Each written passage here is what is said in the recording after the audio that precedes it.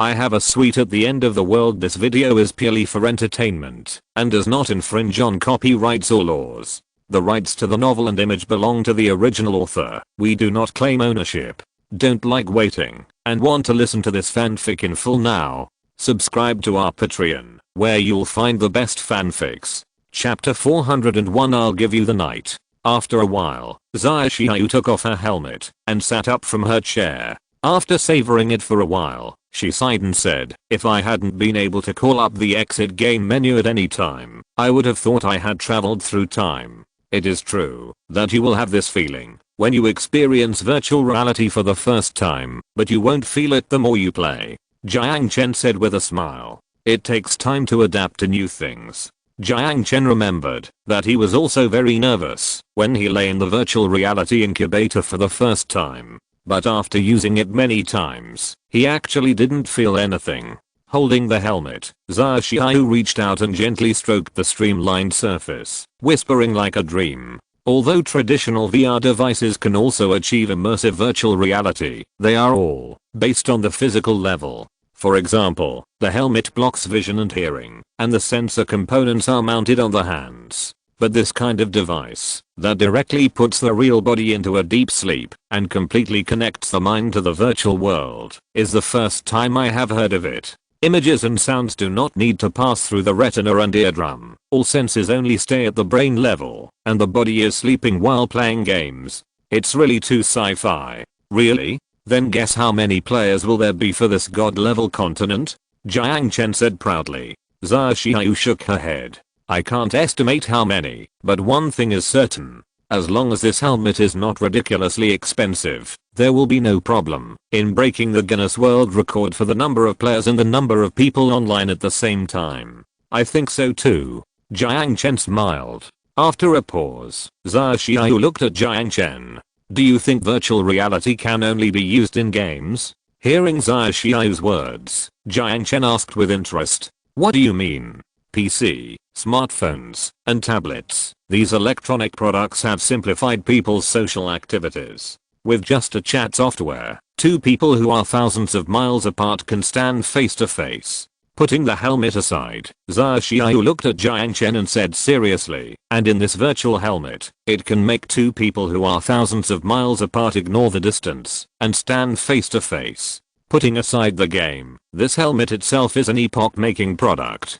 Jiang Chen was stunned. He had never thought about this question, and no one had ever mentioned it to him. After all, when facing virtual reality technology, people in the wasteland are much calmer. You mean this thing can replace smartphones? Jiang Chen smiled. That's unlikely. After all, mobile phones can be used anytime and anywhere, and this thing can only be played at home. And, if I remember correctly, VR equipment has been available for 2 years. In fact, virtual reality technology in this world is not a rare thing. The popularity rate in China may be very low, but if you look at outside the wall, this thing is actually not as sci-fi as imagined. To give a simple example, the selling point of CCP's new virtual reality game EVE, Valkyria's Space VR, and this game has started internal testing on January 18, 2016. As long as players who have purchased the Oculus Rift DK2 device can log into the official website and register simply to participate in the internal testing. In fact, virtual reality games are not as far away from us as they were 10 years ago. Many console games are trying to be compatible with VR devices.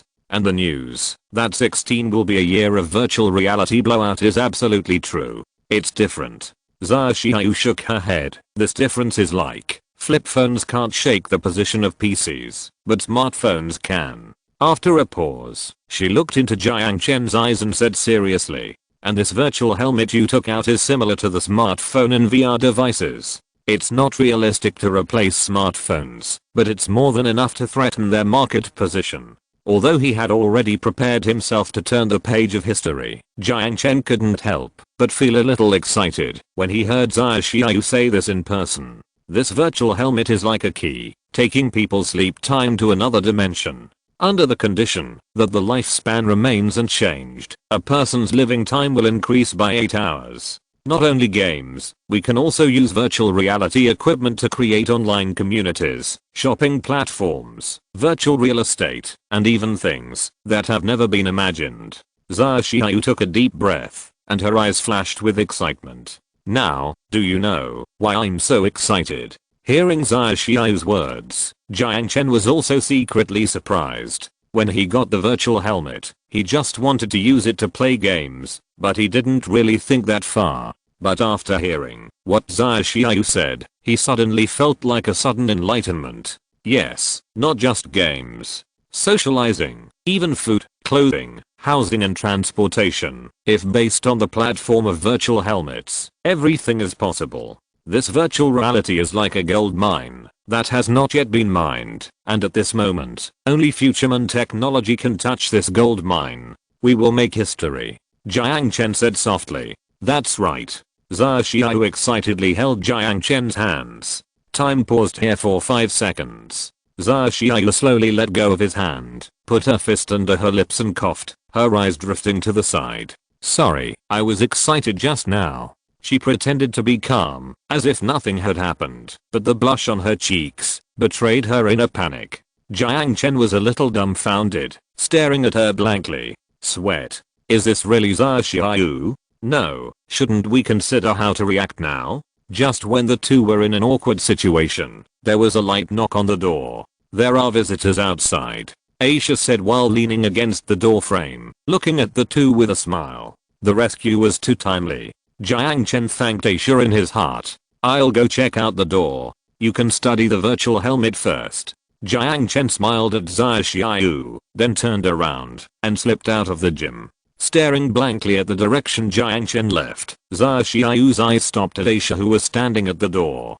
To be honest, she hadn't spoken to her since she entered the room. Xia Xiaoyu forced a smile somewhat stiffly and greeted her. Hi. She didn't know what expression to use to face this girl, or a love rival. Aisha responded with a friendly smile and said softly, I have cleaned up the room for you. If you need any help, please tell me. Facing this non-hostile smile, Xia Xiaoyu felt a little ashamed of the slight hostility in her heart. You don't hate me? Hearing Xia Xiaoyu's words, Aisha tilted her head. Why do I hate you? For example, because of jealousy or something? Xia Xiaoyu looked away. She was a little afraid to look directly into those blue eyes. However, Aisha just shook her head gently. Aren't you worried that I'll snatch him away? Xia Xiaoyu couldn't help but ask. Have you finally admitted your feelings? Aisha asked back. Xia Xiaoyu was stunned for a moment, and her blush crept from her ears to her neck. But this time she didn't back down. She didn't want to show her emotional weakness in front of her rival. Seeing that she didn't deny it, Aisha's cold and pretty face showed a smile. Walking to Xia Xiaoyu's side, the girl tiptoed gently and leaned close to her ear. Tonight, I'll give it to you. Xia Xiaoyu was stunned at first. When she reacted, her brain went into a state of panic. Chapter 402 Happy New Year. Happy New Year. Chengxing wishes all book friends a Happy New Year in advance. I wish you all a happy family and a successful career in the new year. Half a year has passed in the blink of an eye. From the time it was put on the shelves to now with more than 1 million words, it is like a dream. Haha, to be honest, when I was still a newcomer, Chengxing, I never thought that I could actually be on the shelves. I'm not good at saying anything sensational. Anyway, I'm grateful for your support along the way. Thank you very much. Whenever I think of those friends who have cut off their own swords, or changed their vests, to start over because of the dismal subscription, I feel that I'm really lucky. Because even in the most difficult period, there are still you who support me, subscribing and voting silently. Thank you very much. If it were not for your support, I, a newcomer, would not have been able to get so far. Thank you. PS. In addition, the 2 groups are full again. At the request of book friends, I opened 2 more groups. 1-3 group. 342,498,893. 1V group. 280,098,889. A screenshot of all subscriptions is required for verification, and you can privately chat with the administrator and the group owner. I will post the group information in the relevant section of the work chapter 403 Land Reclamation. Standing at the gate of the villa yard was a middle-aged white woman in a blue suit. Her capable business suit looked very formal. Jiang Chen could tell from the logo on her briefcase that she was from the Dutch BMA construction company. Currently, they are responsible for the infrastructure reconstruction and tourism resource development projects of the Panu Islands. As for the purpose of her visit, Jiang Chen could roughly guess that she was probably here to collect debts. It's embarrassing to say that according to the project contract, the construction party should pay the payment for each phase of the project after the construction party completes the project. However, since Jiang Chen was not here, he naturally could not sign the payment slip, so the payment has been delayed until now. After finally catching the news that Jiang Chen was back, BMA Construction Company naturally sent a salesperson immediately, hoping to solve the problem of project payment as soon as possible. Although they were guaranteed by future technology, they were not afraid that Jiang Chen would steal their money, but the delay of this project payment was a big test for their capital chain. Without letting her wait for long, Jiang Chen pressed the switch of the iron gate and went out to greet her in person. After seeing Jiang Chen, the lady nodded slightly and introduced herself politely. "Hello, Mr. Jiang Chen. I'm Hannah Cavill, the manager of the European headquarters of BMA Construction Company. Come in." Jiang Chen smiled and made a gesture of invitation. Hannah nodded and walked into the gate of the villa. As Jiang Chen walked towards the gate of the villa, her eyes looked around from time to time. Lush subtropical vegetation bloomed neatly around the lawn, and the broad-leaved dwarf trees were like umbrella sheds. The whole villa was like a castle surrounded by trees. It was a very beautiful villa, but she always felt a slight sense of disobedience. "What else are you looking for?" Jiang Chen asked with a smile. Hannah pondered for a moment, and suddenly found the problem, and asked, "Why is there no gardener in your villa?" Because of business needs, she had been to the Middle East many times. There she saw many similar villas, and in those villas, without exception, you can see gardeners trimming flowers and plants all day long. Judging from the levelness of the lawn in the villa, it should be taken care of by someone, but she didn't see the gardener at the moment.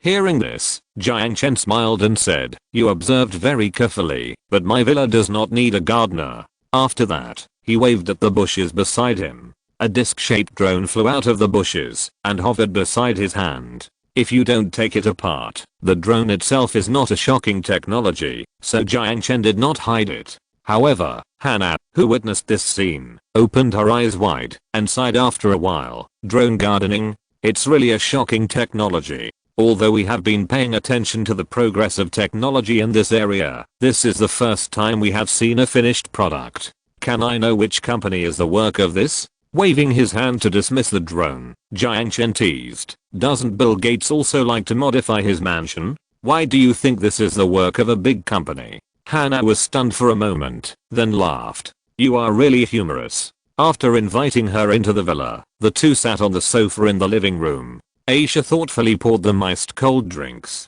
In such weather, a glass of iced orange juice is undoubtedly a wonderful enjoyment. Without further greetings, Hannah skillfully took out the document from her briefcase and handed it to Jiang Chen.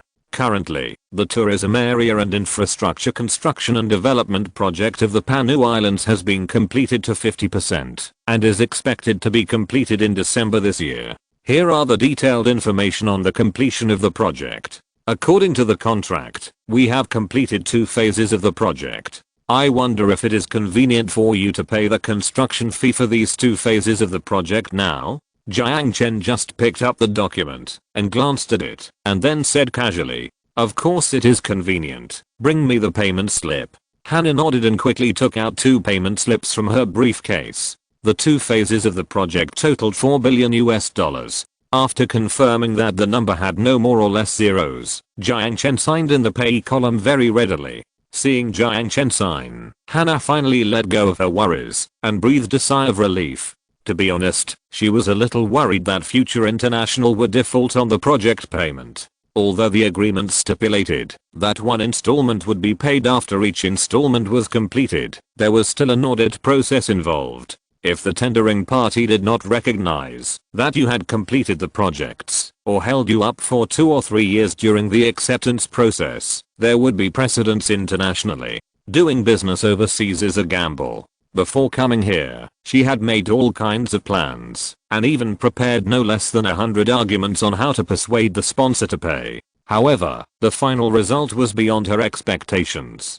Jiang Chen actually paid the money so readily, as if he had just signed not 4 billion, but just a restaurant bill. Each party held a copy of the payment slip. Hannah put the copy belonging to BMA Construction Company into her briefcase, and hugged it to her chest with a sense of relief.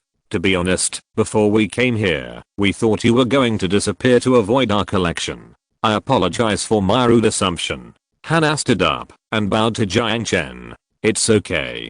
Jiang Chen waved his hand and joked, if someone owed me 4 billion, I would also be on guard against him disappearing. It was not known whether she was amused by Jiang Chen's joke or by Jiang Chen's English, but Hannah smiled. By the way, can I ask you something? Jiang Chen asked. Hannah was naturally very happy to have successfully obtained the project payment for the company, so she said in a friendly manner, of course. Does your BMA construction company have experience in building islands? Isn't there a saying that goes, God made the sea, and the Dutch made the land? Since the 13th century, this country has been reclaiming land on a large scale. Today, 20% of the Netherlands' land is artificially reclaimed. The hills were dug up and reclaimed, and the entire Flevoland province was almost artificially created. Although the Panu Islands have vast sea areas, the land area has always been very limited. Although it still looks a bit sparsely populated now, it is only because the current population is only 20,000. Once the immigration policy is relaxed, without affecting tourism resources, Jiang Chen estimates that at most it can accommodate another 100,000 people. In China, any county has tens or even millions of people, and the entire new country has only 100,000 people, which is really not enough. Jiang Chen has always heard that the Netherlands land reclamation technology is very advanced, and thinking that BMA is also a well-known Dutch company, he couldn't help but ask. Chapter 404 Another use of skipping rope. Of course, our company's business scope includes land reclamation and shallow sea island construction. Hannah smiled. If I want to build an artificial island in the area south of Anchor Island near the equator, how much do you think it will cost? Jiang Chen asked with interest. South of Anchor Island? Hannah was obviously stunned.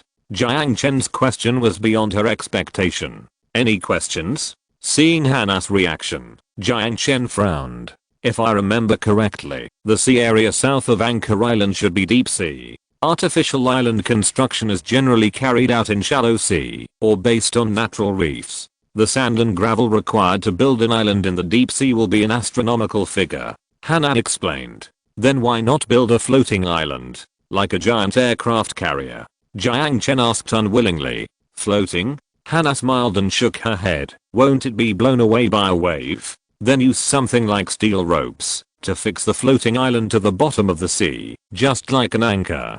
Jiang Chen asked. Hannah shook her head again. Impossible. If it is a small island, no steel cable can withstand such a terrible tension. In addition, even if there is such a steel cable, the material of the island itself is also a problem. It's like a square kilometer of steel plate dropped on the water. It will be torn apart by tidal forces in less than a year. Unless you use titanium alloy to build this island, I can't think of a more suitable material. Titanium alloy is 42% lighter than iron, and its mechanical strength is twice that of pure iron. Objectively speaking, titanium alloy is indeed an ideal material for building floating islands, but the cost. After pondering for a moment, Jiang Chen sighed and said, well, it seems that I have to think about this matter again. I'm sorry that I can't help you. Hannah said apologetically. Although BMA said it was powerless, Jiang Chen did not give up. What is impossible in the present world may not be a difficult thing in the end times.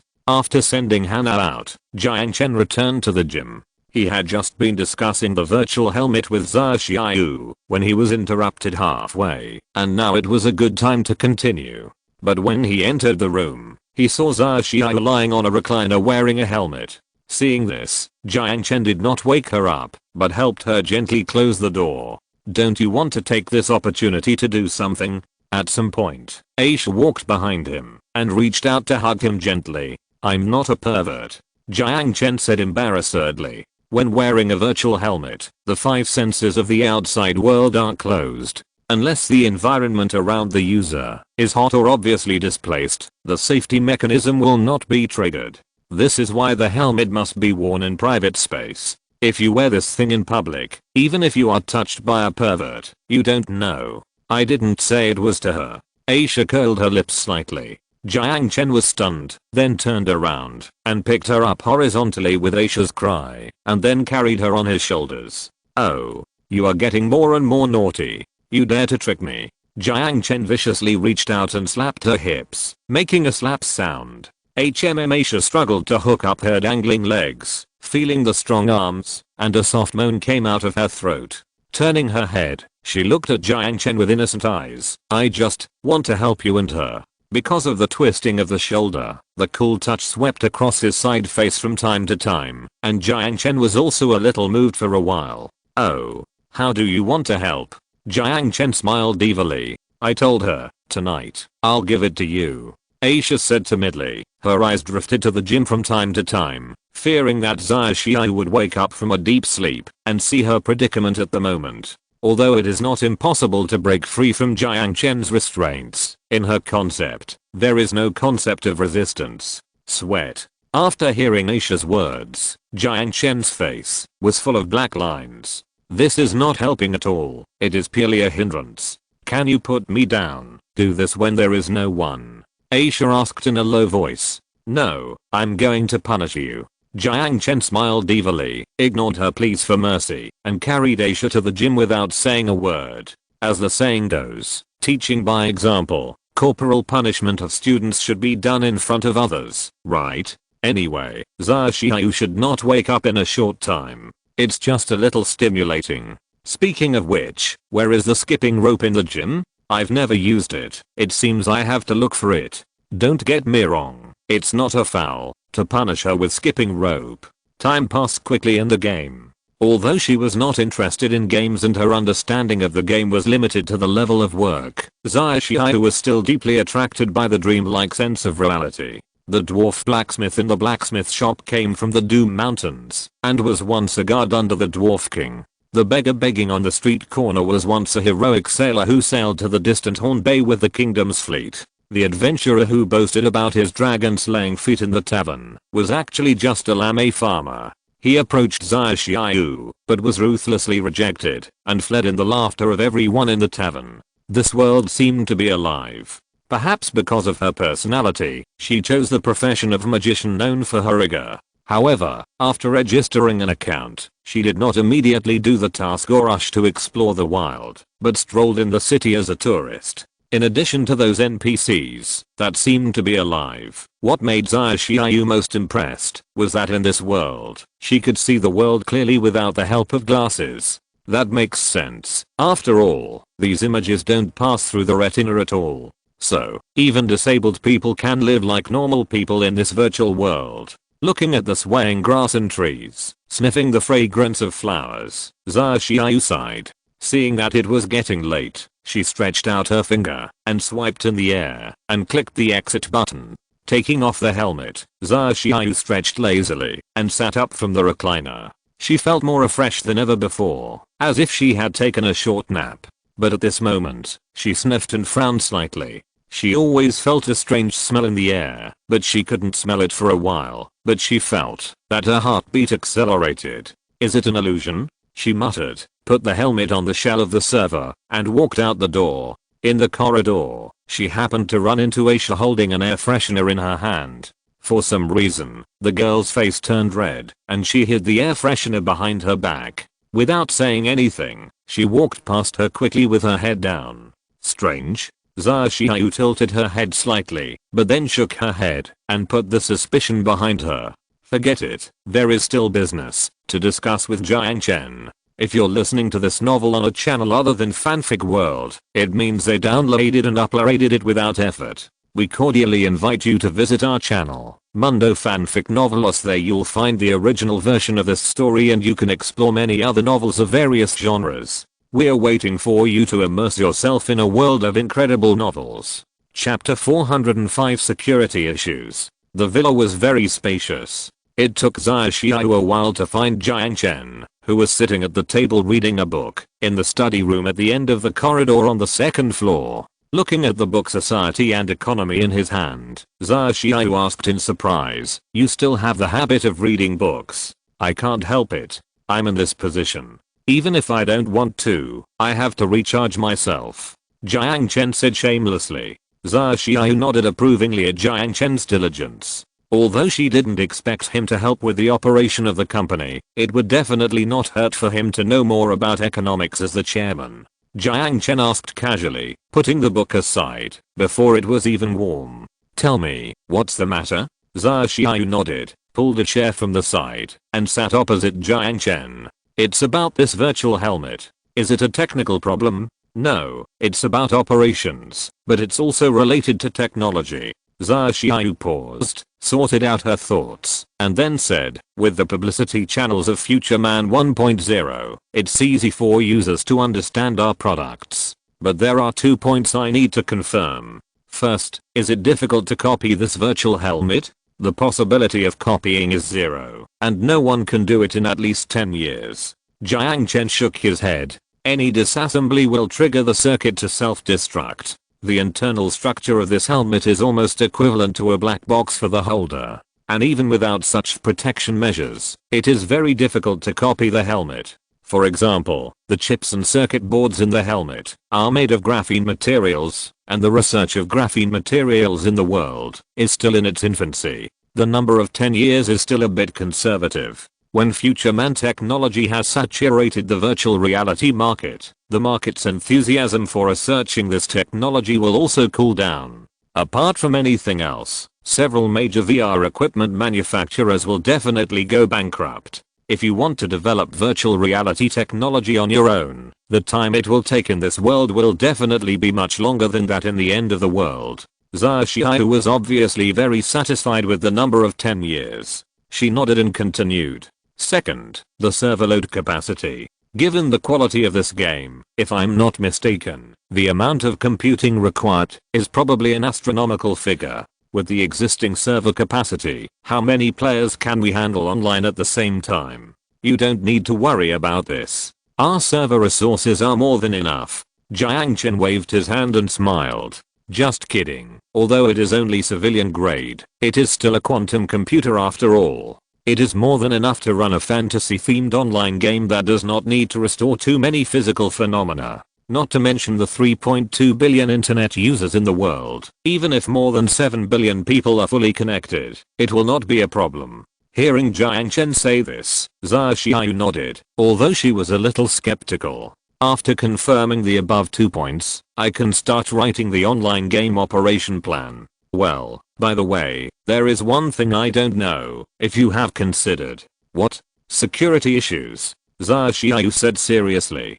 "There is no doubt that the advent of this new technology will inevitably attract the attention of various capitals. There are many companies that bet on virtual reality technology, such as Google, Microsoft, and even social platforms such as Facebook have made a move to spend $2 billion to acquire Oculus VR. In the case of crazy pursuit of capital, the sudden rise of future human technology will undoubtedly be a blow to many virtual companies. Just like who would play Subway if there is an Xbox. It is foreseeable that these companies that were pursued as hotspots in the past 2 years will usher in an industry winter. The focus of capital will be forced to shift from the research and development of virtual reality equipment to the development of virtual reality applications because of the breakthrough progress of virtual reality equipment. Therefore, the torchbearer leading this technological change will inevitably attract the hostility of vested interests. Jiang Chen certainly understood what Sun Jiao meant, but in the face of this potential danger, he just smiled.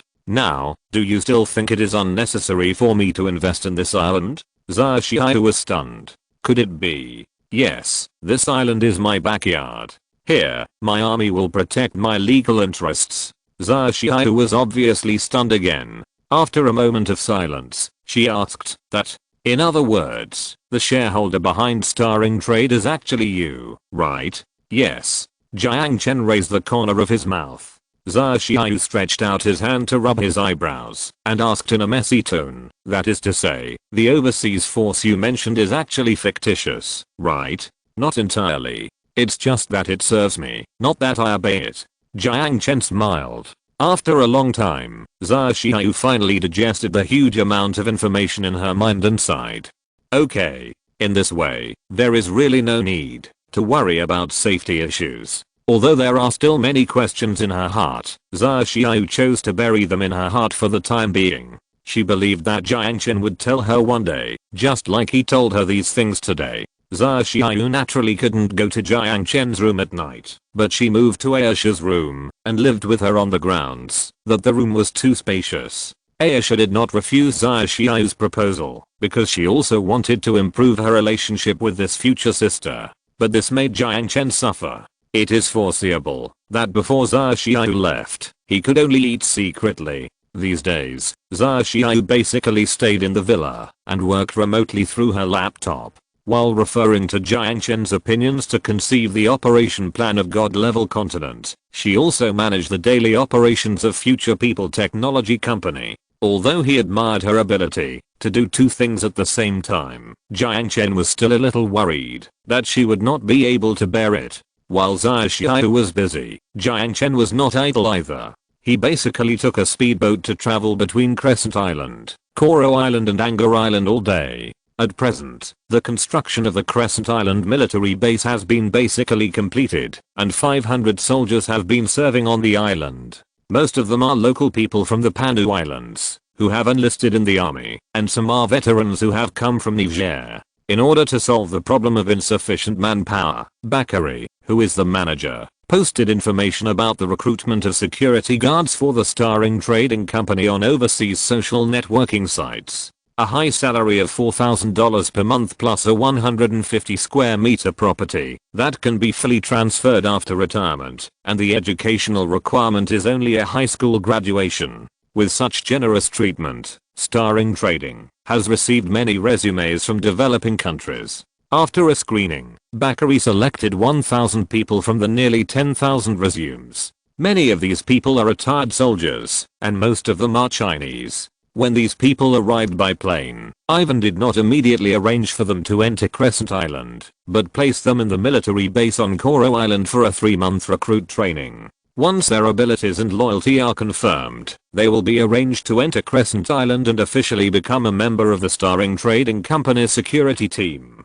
Chapter 406 Bye. What has Jiang Chen been doing these days? To put it simply, he has been spending money, and it is in the billions. The military camp on Crescent Island, the 2,300 meter long dual runway airport, the simple radar base station, and the 2 football field sized offshore platforms connected by the dam were completed one after another. After the project payment was delivered to the Mammoth Company, the cash in Jiang Chen's account was instantly reduced by 1.4 billion.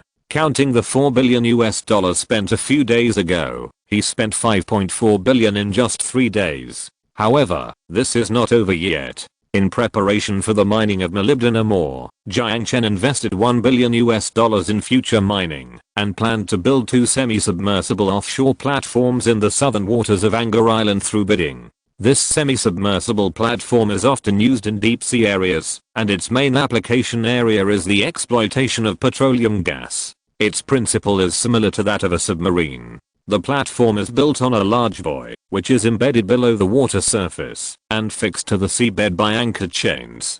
The bottom of the pile leg below the buoy is designed with a balancer similar to a fishing lead sinker, which falls into the sea water under the platform to prevent the platform from losing balance due to sea waves or wind. The advantage of this offshore platform is that it is movable. After the minerals at the bottom are mined, they can be towed away by boat. Jiang Chen's plan is to station 2 soldiers and 3 staff members on the offshore platform to control the mining machine on the seabed through electronic equipment. A ship will come every week to supply the offshore platform with daily necessities and pull away the manganese nodules rich in molybdenum ore. Although the technology of mining robots is still under development, Jiang Chen believes that it will not be long before there will be results at Shelter 27. Before that, it is a good choice to build the offshore platform first. These mined manganese nodules will be pulled to Anger Island, because in addition to molybdenum-rich oxides, more than 50% of the structure is composed of iron oxide and manganese oxide.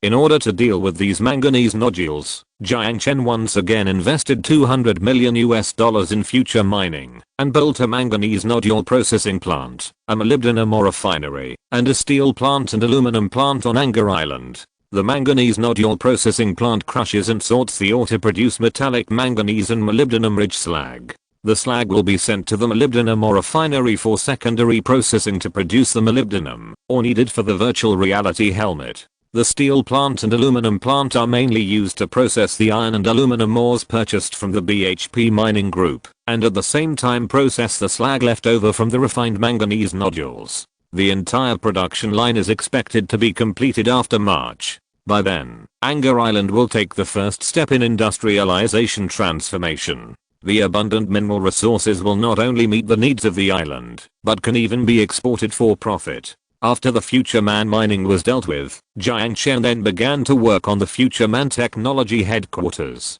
The headquarters was located on Koro Island. In order to ensure the safety of the quantum computer, Jiang Chen spared no effort to spend $100 million to build the headquarters building, striving to make the headquarters building strong enough. In addition, Jiang Chen planned to place the production line of the virtual helmet in the real world. After all, these are more than 1 billion helmets, and he couldn't move them all, even if he died of exhaustion. Moreover, he had to transport food and steel to the end of the world, and transport arms to the present world. Since it was decided to produce in the present world, the safety and confidentiality of the production of virtual helmets must be carefully considered. However, Jiang Chen had already considered this. The offshore platform he built next to Crescent Island was tailor-made for the factory that produces this virtual helmet. There is no safer place than next to a military base. Under the scanning of the wide area radio life signal detection device, no agent can escape the eyes of dozens of staff at the radar station. Once an intruder whose identity information has not been logged in is found, the drone will arrest or drive him away. For those who resist arrest, the drone will launch an attack program to eliminate them. Jiang Chen plans to make the production process of this virtual helmet into an automated production mode. That is, except for the transportation of raw materials and the output of products, which require manual participation, the production process that needs to be kept confidential is completed in the black box. Although this automatic production line is a bit expensive, it is absolutely necessary for confidentiality considerations. Jiang Chen took the drawings designed by Lu Huisheng and found a construction company in the present world to build the factory. There are 3 factories in total, occupying the 3 corners of the triangular offshore platform. The total cost is $2 million, which is just a drop in the bucket compared to the previous projects. After a series of purchases, Jiang Chen spent more than $6.7 billion of the $30 billion loan on hand. But he didn't feel bad at all, because he knew that he would make back the money soon. Putting aside the issue of spending money, Jiang Chen has made a lot of money these days. Taoming did not disappoint his expectations, and signed a supply order for 400,000 boxes of nutritional mixture for future human biology. Calculated at a profit of $500 per box, the profit of these 400,000 boxes is $200 million.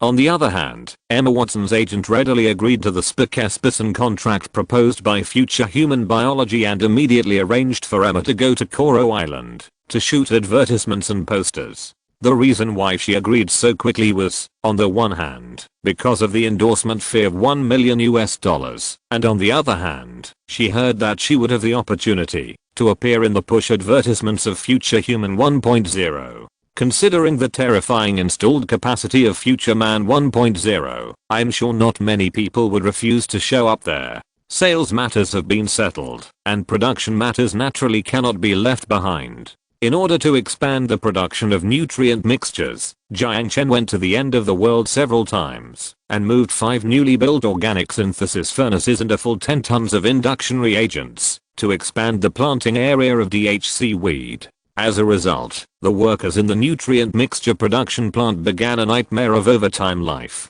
In order to complete the production task, the technicians responsible for inducing differentiation of sargassum even slept on the floor in the laboratory. The planting ships on the sea also shuttled day and night. The workers worked in 3 shifts to plant the DHC weed shipped out of the factory, fertilize the sea fields, and harvest the newly grown algae leaves. Of course, Jiang Chen would not reduce their overtime pay.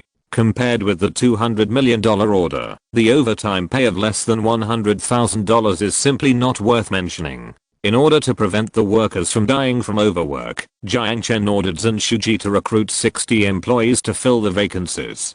Jiang Chen generously offered a reward to Sun Jiao and Tao Ming for their contributions to the development of future human biology. Each of them would receive 1% of the dividend as their year-end bonus. The two were delighted to receive it, and worked even harder. Anyone can see the future of future human biology. Although the dividend is only 1%, if this trend continues, the money they get every year is at least tens of millions of dollars. In the past half month, Jiang Chen finally felt the feeling of being busy. He almost wanted to split himself in half, one half on Anger Island, and the other half to travel between Crescent Island and Coral Island. However, after half a month of busyness, everything was finally on the right track. However, just when Jiang Chen thought he could finally relax, new problems soon emerged. Not counting the independent starring trading company, Future Human International alone has 400 employees in New Country. Although this number seems small, the total population of New Country is only 20,000, and the total labor force is only 10,000.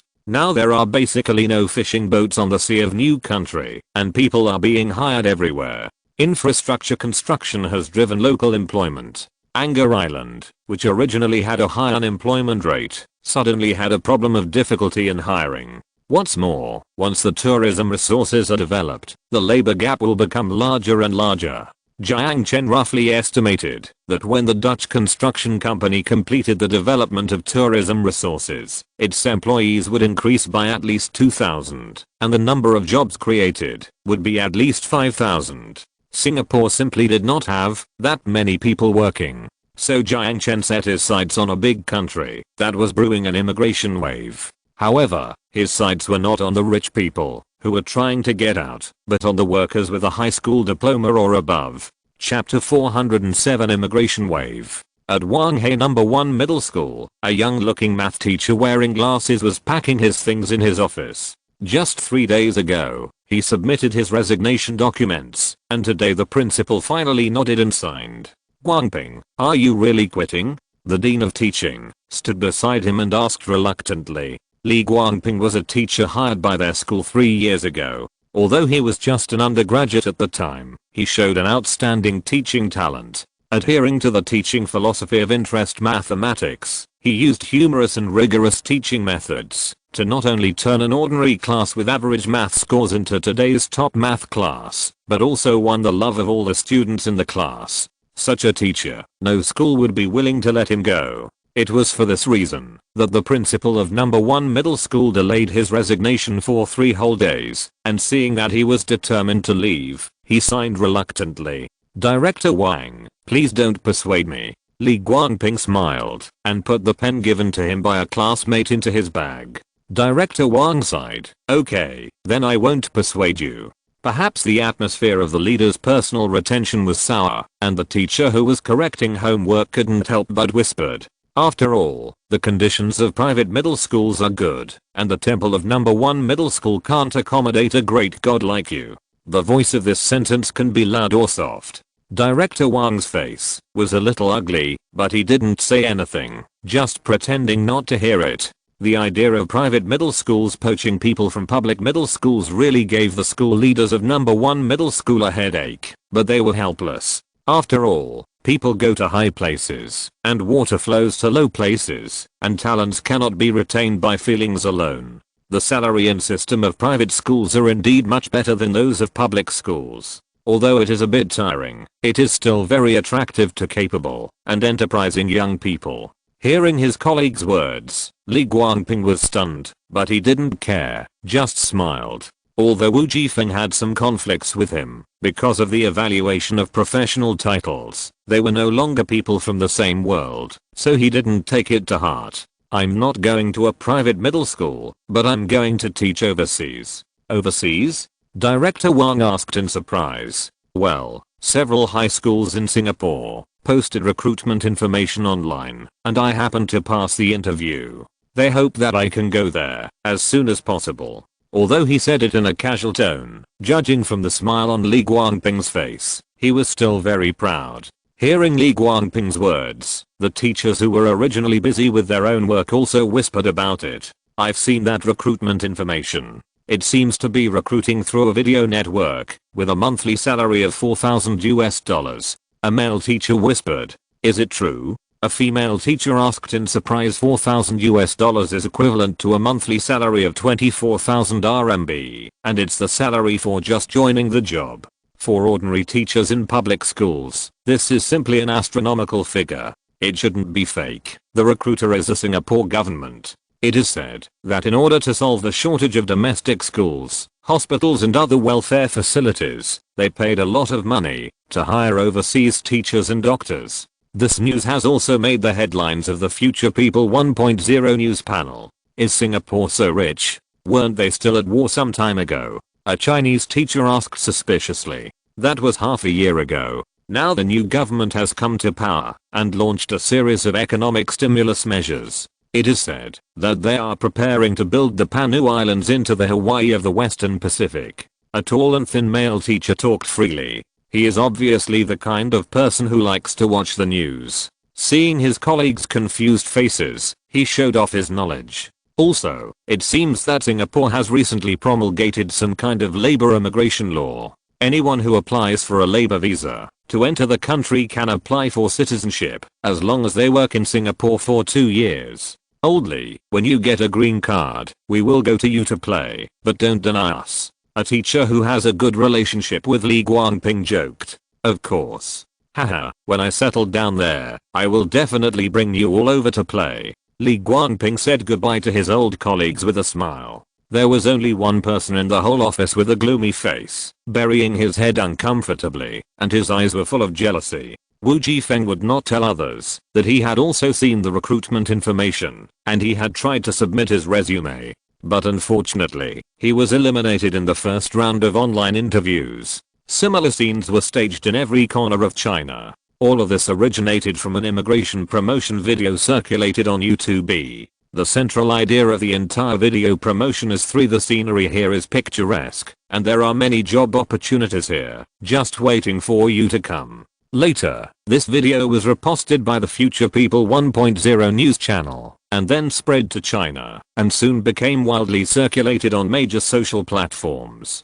Compared with the mediocre response of the United States and European countries to this small place in the new country, the Chinese people are full of goodwill towards this new country. Why? It is because of cultural affinity. In this world, besides China, which country has Chinese as its official language? Now there is another country that has Chinese as its official language, and the Chinese people are naturally full of goodwill towards Singapore. Immigrants to the United States or Europe may worry about not being able to integrate into the local society, but there are no such problems when immigrating to Singapore, a Chinese-speaking cultural area. Especially when people learn that there are many job opportunities, picturesque scenery, and a relaxed political system, the impulse to immigrate is even stronger.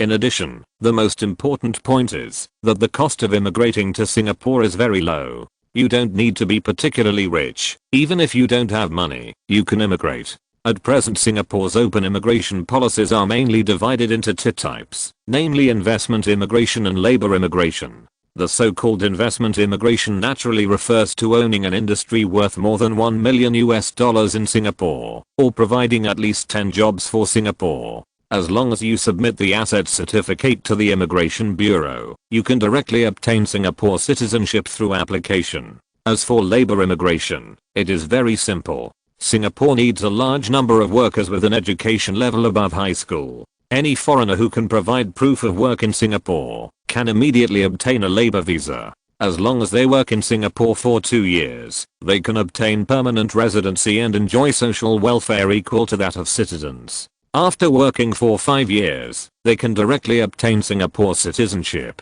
In order to recruit enough workers for employers, Singapore has even introduced a special policy. That is, any employer in Singapore can publish recruitment information through the official website of the Ministry of Foreign Affairs of Singapore to facilitate the recruitment of talents by employers. In this country, where everything is in ruins, anyone can find their own place. The curiosity and yearning of the Chinese for Singapore is just like the yearning of Europeans for the American continent in the 18th century. On the day when the immigration policy was relaxed, Singapore's embassies or offices abroad received more than 4,410 immigration applications, 2/3 of which were from China. I believe that it will not be long before the labor shortage problem that has plagued the development of Singapore will be solved in the face of the gradually increasing immigration tide.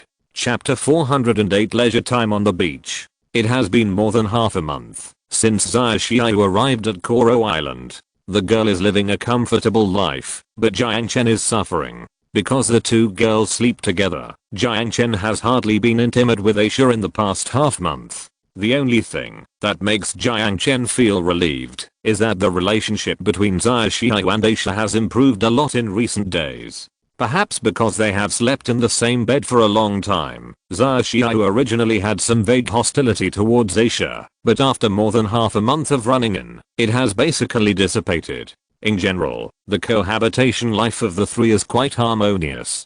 Basically, Sun Jiao works on the computer at home every day, Jiang Chen goes out early and comes back late. Aisha occasionally drives for Jiang Chen, occasionally visits Jiang Chen's parents, and occasionally does housework in the villa. The busiest half month has passed, and both Jiang Chen and Sun Jiao have time. In order to reward himself for working for half a month, Jiang Chen proposed to go on vacation to his private island. Sun Jiao hesitated for a moment before nodding in agreement to Jiang Chen's proposal. She had been busy for more than half a month. It was a rare opportunity to come to this picturesque southern island. It would be a pity not to enjoy this charming beach. After living in the hustle and bustle of the city for many years, this proposal was indeed very attractive to her. As for Aisha, she had no objection to Jiang Chen's proposal and was even more docile than a lamb. So, the 2-day vacation was finalized. In addition to the 9 inhabited islands, there are hundreds of deserted islands of all sizes in the Panu Islands. The small ones are only as wide as a house and can be submerged by a wave. There are also large ones like the Crescent Island, but they are deserted islands because there is no fresh water and it is not convenient for people to live. This uninhabited island, located 170 nautical miles east of Coral Island, is one of the islands sold to Jiang Chen by the Singaporean government. The entire island covers an area of about 1 square kilometer. The vegetation in the center of the island is lush and surrounded by beaches on all sides. Except for the stilt beach wooden house on the beach, there are no extra facilities on this island. The reason why the island's original appearance was preserved was actually Jiang Chen's idea. You really know how to enjoy life. Sun Jiao couldn't help but sigh. Lying comfortably on the beach chair, looking at the foaming waves, feeling the salty sea breeze brushing through her hair, and then taking a sip of refreshing orange juice. This kind of life is like a fairy. Sun Jiao felt that all the fatigue in her body was swept away, and she felt more relaxed than ever before. Thank you for the compliment. But to be honest, this is my first time on this island. Leaning back on the lounge chair, resting her head on her arms, Jiang Chen said lazily. Really? Sun Jiao turned her head and asked with a smile. The sea blue 2-piece swimsuit fits her beautiful figure. Although she didn't deliberately show off her figure, her pretty appearance was fully revealed. Especially the water droplets left when playing in the water at the beach, shining brightly on her smooth thighs, like a lotus emerging from the water. What are you looking at? Sun Jiao felt her cheeks getting hot after noticing Jiang Chen's gaze. She couldn't help but frown and whispered to hide her panic.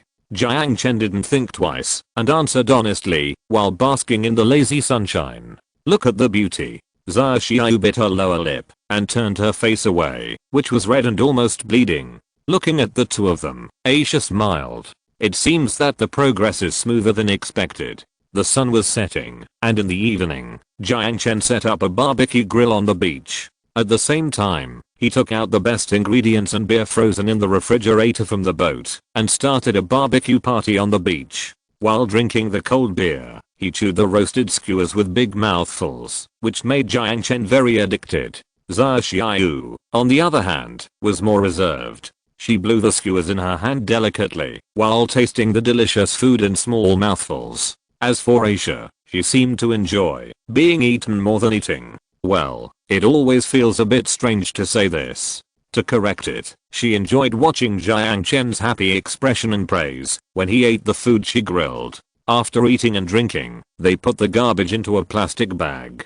The three of them played wildly on the beach for a while and only lay down on the beach chairs to rest after being exhausted.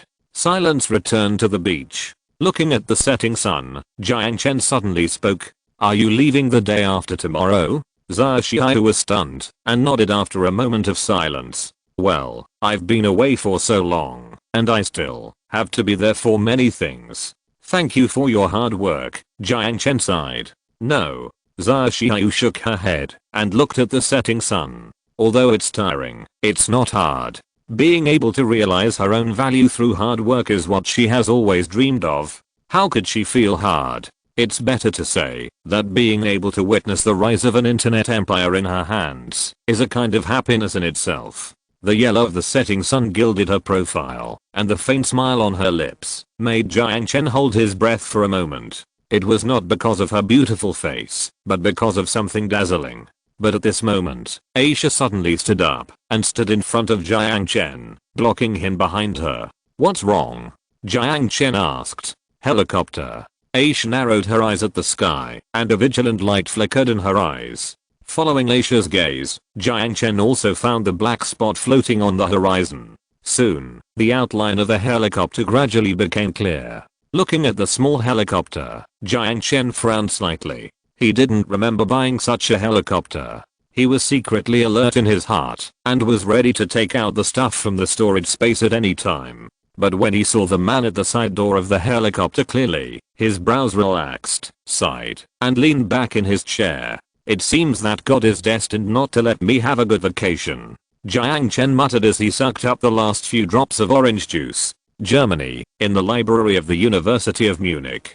Dusk had fallen, but the lights in the library were still bright. A handsome boy sat in the corner of the library, concentrating on the laptop on the table, his fingers quickly tapping the keyboard. In addition to the laptop, there were several professional German computer books and a cup of packaged black coffee on his table. After pressing the last button, Zilei breathed a sigh of relief and leaned back on the back of the chair. It has been half a month. The other party has been hiding very carefully and has very advanced computer technology, but finally revealed his flaws recently. Breaking through the layers of blockade, Zilei finally captured the real IP hidden behind the multiple layers of virtual IP. The IP address is located in Poland. After capturing the real IP, Zilei did not alarm the other party, but took the opportunity to install a Trojan program in the other party's computer when the other party sent back information.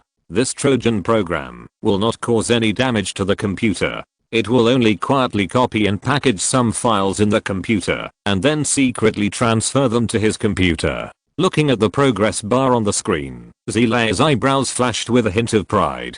"Let me see who you are." While mumbling, Zilei reached out to touch the coffee on the table. However, as soon as his fingers touched the coffee, a look of helplessness appeared on his face. The coffee was already cold. Looking up at the clock on the wall, Zilei muttered to himself. "Is it already 8 o'clock? The rest of the work will be taken back and done." It happened that his stomach was a little hungry. Seeing that the reading bar had ended, Zilei stood up, put the notebook into his briefcase, and walked out of the library. Just as he went downstairs, he vaguely glimpsed two black cars parked outside the door. 4 men in black wearing suits and sunglasses got out of the car and walked towards the main entrance of the library. Is the library holding another donation event? But it's so late.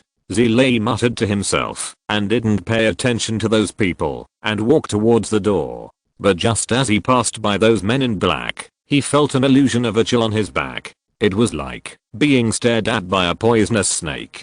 Fortunately, this feeling was fleeting. Perhaps because they thought he looked too young, the men in black only looked at him for a moment before looking away and searching the library again. However, in just that moment, Zilei felt his back soaked with cold sweat. Damn it, what kind of tough guys did that guy mess with? Zilei left the library calmly, cursing in his heart. His intuition told him that those men in black were definitely not good people, and they were most likely coming for him. The ape was tracked backwards, and he had no idea. The other party reacted so quickly, obviously they had been eyeing him for a long time. If he had stayed in the library just now, the consequences would have been disastrous. And, fortunately, he used the library's Wi-Fi. Chapter 409 You're being targeted. The helicopter, whose name I couldn't tell, hovered over the island beach, and a rope was swung down. A blonde beauty wearing a white shirt with a belly-bearing shirt and short shorts nimbly descended from a height of 20 meters. Only this desperate Russian could do such a thing as rappelling without any equipment. Natasha. Jiang Chen hadn't seen her for half a year, since the last time they met in a hotel in Hong Kong. As soon as her feet touched the ground, she gestured to the helicopter pilot in a chic manner, and then walked towards Jiang Chen. The helicopter began to turn around and return, and Jiang Chen turned his eyes to the Mao girl who was walking towards him. Standing in front of Jiang Chen, ignoring Aisha's indifferent expression, Natasha raised her chin and said, "You still owe me a glass of vodka." When did the generous Russians become as calculative as the Jews? As he spoke, Jiang Chen sat up from the recliner. Sniff, I smell barbecue and beer. TSK. What a pity, it seems I'm late. Don't look at me like that, I have no hostility. Facing Aisha's warning gaze, Natasha raised her hands in surrender, but said in a frivolous tone, "Who is she?" Zha Xiao frowned slightly and asked Jiang Chen in a low voice, "A KGB agent, or should it be called the Russian Federal Security Service now? Anyway, it won't be wrong to call it either," Jiang Chen said casually. Hearing that it was an agent, Zha Xiao instinctively felt a little scared. After all, she had been kidnapped by the CIA, and she still couldn't forget that memory. But when she saw Aisha, her hanging heart inexplicably settled down. Natasha just glanced at the timidity on the face of the beautiful Chinese woman and looked away, not taking it to heart at all. Then, she looked straight at Jiang Chen and smiled. "It's been a long time since we last met. You look so cold. Are all Chinese men so heartless?" Jiang Chen glanced at her. "Your Chinese has improved, but I have to say that your ability to choose words and sentences needs to be improved." Natasha raised her lips slightly and took a step forward. However, Aisha had no intention of moving aside and just stood there. Although the pair of B-level poached eggs was not as convincing as the pair of surging waves, Aisha's cold expression gave her a deterrent power that was no less than Natasha's. "Hey, I'm also a security officer responsible for the security of the embassy. Are you going to cause a diplomatic dispute?" Aisha's expression made Natasha very unhappy. She pointed a gun at her again and again. Now she finally got the chance and she didn't have a gun. The Mao girl grinned and looked down at her provocatively. "Aisha."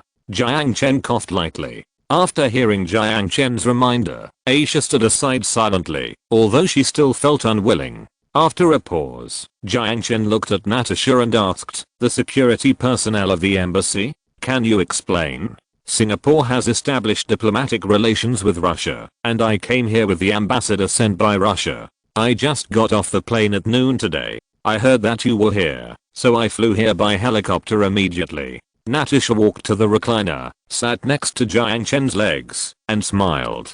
Seeing this, Zha Xiao's eyebrows jumped, and she had a bad premonition. Aisha just looked at the back of her head silently. Although she didn't mind how many women were around her husband, she had no intention of getting close to such a woman who obviously had ulterior motives. "Does the KGB know that I'm a shareholder of Xinghuan Trade?" Jiang Chen asked, and calmly moved his legs away from the hot curves. "It's really interesting that they openly sent KGB agents as bodyguards for diplomats. Is this a secret? You didn't deliberately hide it?" Natasha smiled. "What's your purpose?" Jiang Chen asked with a smile. "Do you believe me if I say I just came to see you?" Natasha said with a smile, and she raised her big breasts. "That would make Liu Yao feel ashamed. 36D, 36E. It seems that I underestimated her before." Jiang Chen was secretly shocked.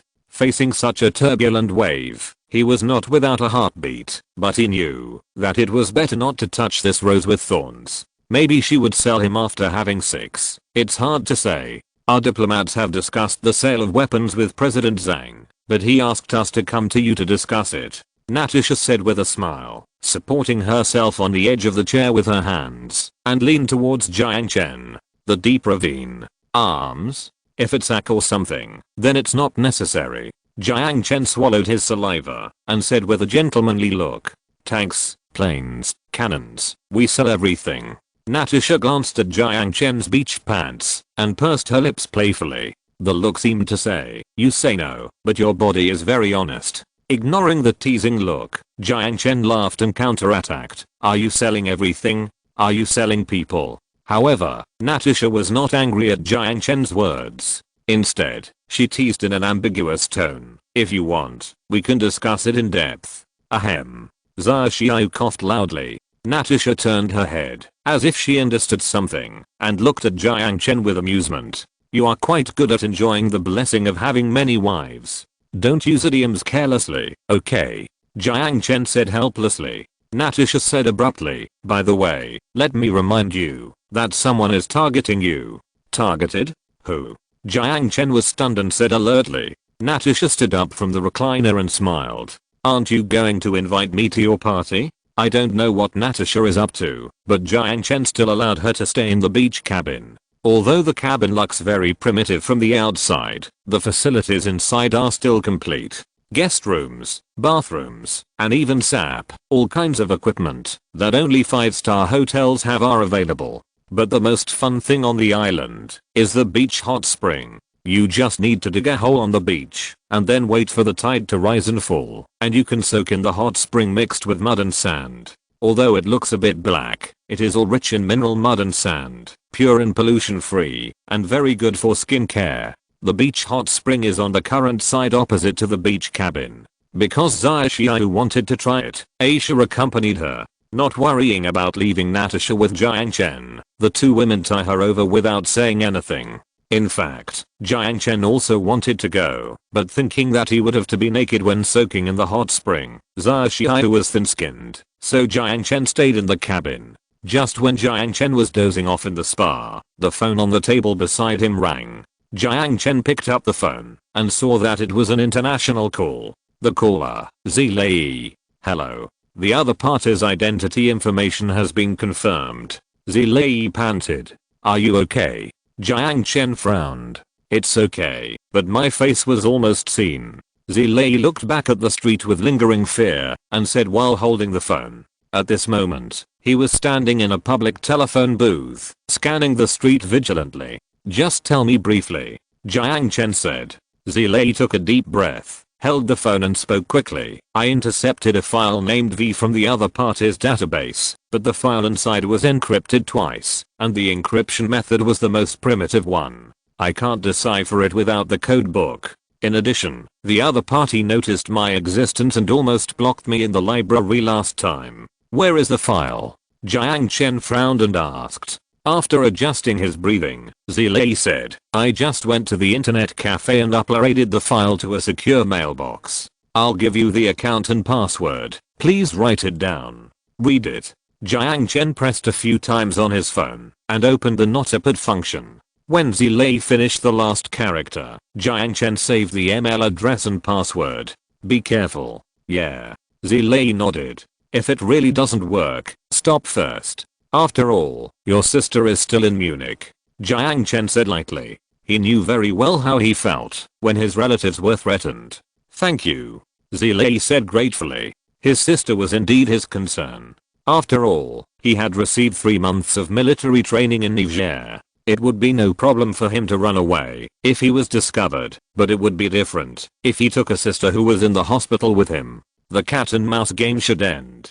Chapter 410 Arms Sales and Conditions. When the 3 girls came back, it was almost 9 o'clock. It is women's nature to love beauty. After hearing that the beach hot spring has the effects of slimming, whitening, and shrinking pores, the 3 girls decided to soak for a while longer, so they played until so late. After dragging their tired bodies back to the beach cabin, the 3 of them rushed to the bathroom. After washing off the mud and seawater on their bodies and changing into clean clothes, Natasha, who had not had enough fun, proposed to have another barbecue on the beach. At first, Sun Jiao and Aisha refused, because it was easy to gain weight if they had a midnight snack at night. But Natasha didn't care about the opinions of the two girls. Seeing that no one was with her, she set up a grill on the beach in front of the cabin, and then took out the ingredients from the refrigerator, as if it were her own home. Unlike Aisha and Sun Jiao, who were full, she hadn't eaten dinner yet. Because she couldn't resist the temptation of the meaty smell, Sun Jiao resisted her appetite and went to bed. Aisha had a strong will and ignored the aroma that blew along with the sea breeze, but Jiang Chen's will was weaker. When he smelled the meat, his eyes lit up and he walked over. There was no need to worry about weight. With his current physical fitness, that was better than Superman. He could even eat a cow. Well, it's better to be a rich man. Being an agent means you have to worry about your head breaking off every day. Natasha sat by the wooden house, chewing barbecue and drinking iced beer. She shook her wet blonde hair happily. You said it, as if you could be one, if you wanted to. Jiang Chen grinned as he sat aside and wiped off the skewers in his hand. The flavor of Russian barbecue is a bit like Turkish charcoal barbecue, but this method of grilling with orange juice and red wine was the first time he had seen it. Mix onions and meat together. Even if the meat is large, it is very fragrant. That may not be the case. Just find a rich man to marry. Natasha raised the corner of her mouth and put the bottle aside. Jiang Chen glanced at her flattened toned belly. He really didn't know where the food she ate went. That rich man is really pitiful. His wife is a KGB agent. No matter how unfaithful she is, she has to keep herself clean. Really? For a capable man, I don't care how many women he has. Natasha glanced at Jiang Chen's beach pants and said provocatively, but if you don't have the ability, it's better not to cause trouble for yourself. Damn, do I have the ability? Come and try it. I guarantee that you will be tossed. Well, don't fall for her trick. Jiang Chen's aroused emotions were quickly suppressed. After a pause, he changed the subject and said, in the evening, you said that I was being targeted. Yes, I was being targeted. Natasha pursed her red lips and smiled. Let's talk about serious matters. Jiang Chen glanced at her. Let's talk about the arms sale first. Natasha also changed the subject. Is this a binding condition? Jiang Chen raised his eyebrows. Not really, but since you want to share the intelligence we provided, at least you have to make us believe that we are on the same side. Natasha leaned back against the wooden pillar, stretched her legs lazily and said, can't you remain neutral? Jiang Chen laughed, ignoring her seductive posture. After stroking her golden hair behind her head, Natasha burped domineeringly and said to Jiang Chen mockingly, neutrality is the stupidest choice, especially when you are surrounded by NATO allies. That's true. Jiang Chen laughed. Then do you think it's better for us to accept the olive branch thrown by the United States, or to stand on your side? As far as I know, you have been completely dragged into the quagmire in Eastern Europe, and you are also in a dilemma on the Syrian issue. The implication is very clear. You are all busy with your own affairs. What capital do you have to make us stand on your side? You can't join the United States, as long as you are not stupid. Natasha shook her head and laughed. Oh, tell me the reason. Jiang Chen laughed. The Philippines is a staunch ally of the United States, but it has gained a lot of benefits in the Asia-Pacific rebalancing strategy. Natasha said with a smile. So we choose not to take sides. Jiang Chen said playfully. You are like a beautiful girl, who is ambivalent towards her suitors, but have you ever thought about it? After all, you are stuck behind the second island chain that blocks China. Do you think the United States will always accommodate you? There are two ways to conquer a woman. One is sweet talk, and the other is force. Natasha made a vulgar, but easy to understand metaphor without any hesitation. Really? Jiang Chen said disdainfully. Are you kidding? I haven't taken out my nuclear weapons yet. If it weren't for the fact that Singapore is in a period of economic growth and there is no need to cause a lot of international trouble, Singapore could join the nuclear weapons club now. Well, it's a bit early now. When the time comes, I will deploy a few missile silos under the Pacific Ocean, and even the 5 gangsters will be scared. Seeing Jiang Chen didn't say anything, Natasha thought he didn't believe her, so she smiled and said, "Don't forget what's happening in Ukraine now." "What's that?" "As long as the United States is willing to spend money, it only needs $100 million to form a civilian armed force equipped with tanks and cannons in Ukraine." Natasha picked up the kebab and wiped it, swallowed the food in her mouth and continued. Regarding Natasha's statement, Jiang Chen just smiled non-committally. "I will consider your arms sales, but our neutral position on international affairs will not change. China's arms sales threshold is much lower than yours. If you insist on adding conditions to arms sales, I look forward to our more extensive cooperation in other fields. You can sell it or not. You are not the only store. In addition to Iran and India, how many other countries are willing to do arms business with Russia now? Who is more eager to develop overseas arms markets? Eastern Europe's natural gas and oil are already difficult to sell. If you don't sell arms, how can you support the military factories that are about to go bankrupt?" Natasha frowned and said calmly, "If you buy arms from China, I'm afraid the United States will become even more nervous." This is indeed true. Compared with Russia, which has nothing to do with South Asian affairs, China's arms sales to Singapore will obviously touch the bottom line of the United States. However, there is one thing Natasha overlooked. We are a private company and do not represent the position of Singapore. Jiang Chen said lightly. "I have to say that this is a very rogue explanation. Which country's arms did the mercenaries hired by Singapore buy? Does it have anything to do with the government of Singapore? Although everyone knows that Xinghuan Trade is the army of Singapore, this army is not controlled by the government after all." After a long silence, Natasha squinted her beautiful eyes and said, "You are very cunning. Thank you for your compliment. If you are interested in the business without diplomatic conditions, can you tell me who is targeting me first?" Jiang Chen smiled. With a smile, Natasha said a name that surprised Jiang Chen. "It's the Willy Society that's targeting you." "The Willy Society?" Jiang Chen frowned as a flash of surprise flashed in his eyes. "Aren't they only active in Ukraine?" "Who told you they were only active in Ukraine?" Natasha said playfully. "Their spies are all over Europe. We call them the remnants of the Nazis, and NATO calls them good friends who have reformed. But the point is not what they have done in history, but the role they are playing now." "What role?" Jiang Chen asked calmly. "The troublemaker of the situation in Eastern Europe." Natasha said lightly. "NATO provides them with financial, intelligence assistance, and even weapons, trying to use these Nazis to disintegrate the unity of our nation. But what does this have to do with me?" Jiang Chen frowned. "South Asia and Eastern Europe, these are two places that have nothing to do with each other. That's what we are curious about." Natasha turned her head to look at Jiang Chen. "What does this have to do with you?" Jiang Chen was stunned and asked back. "You don't know either? I was counting on you to give me an answer. The KGB's influence is not as strong as it is now." Natasha sighed. "The Willy Society surfaced during the **** period. At that time, we were already busy with our own affairs. There was too much bloodshed in the domestic struggle. Over the years, our agents have only found one keyword." "What keyword?" Jiang Chen asked casually, looking at the sea. "Golden apple."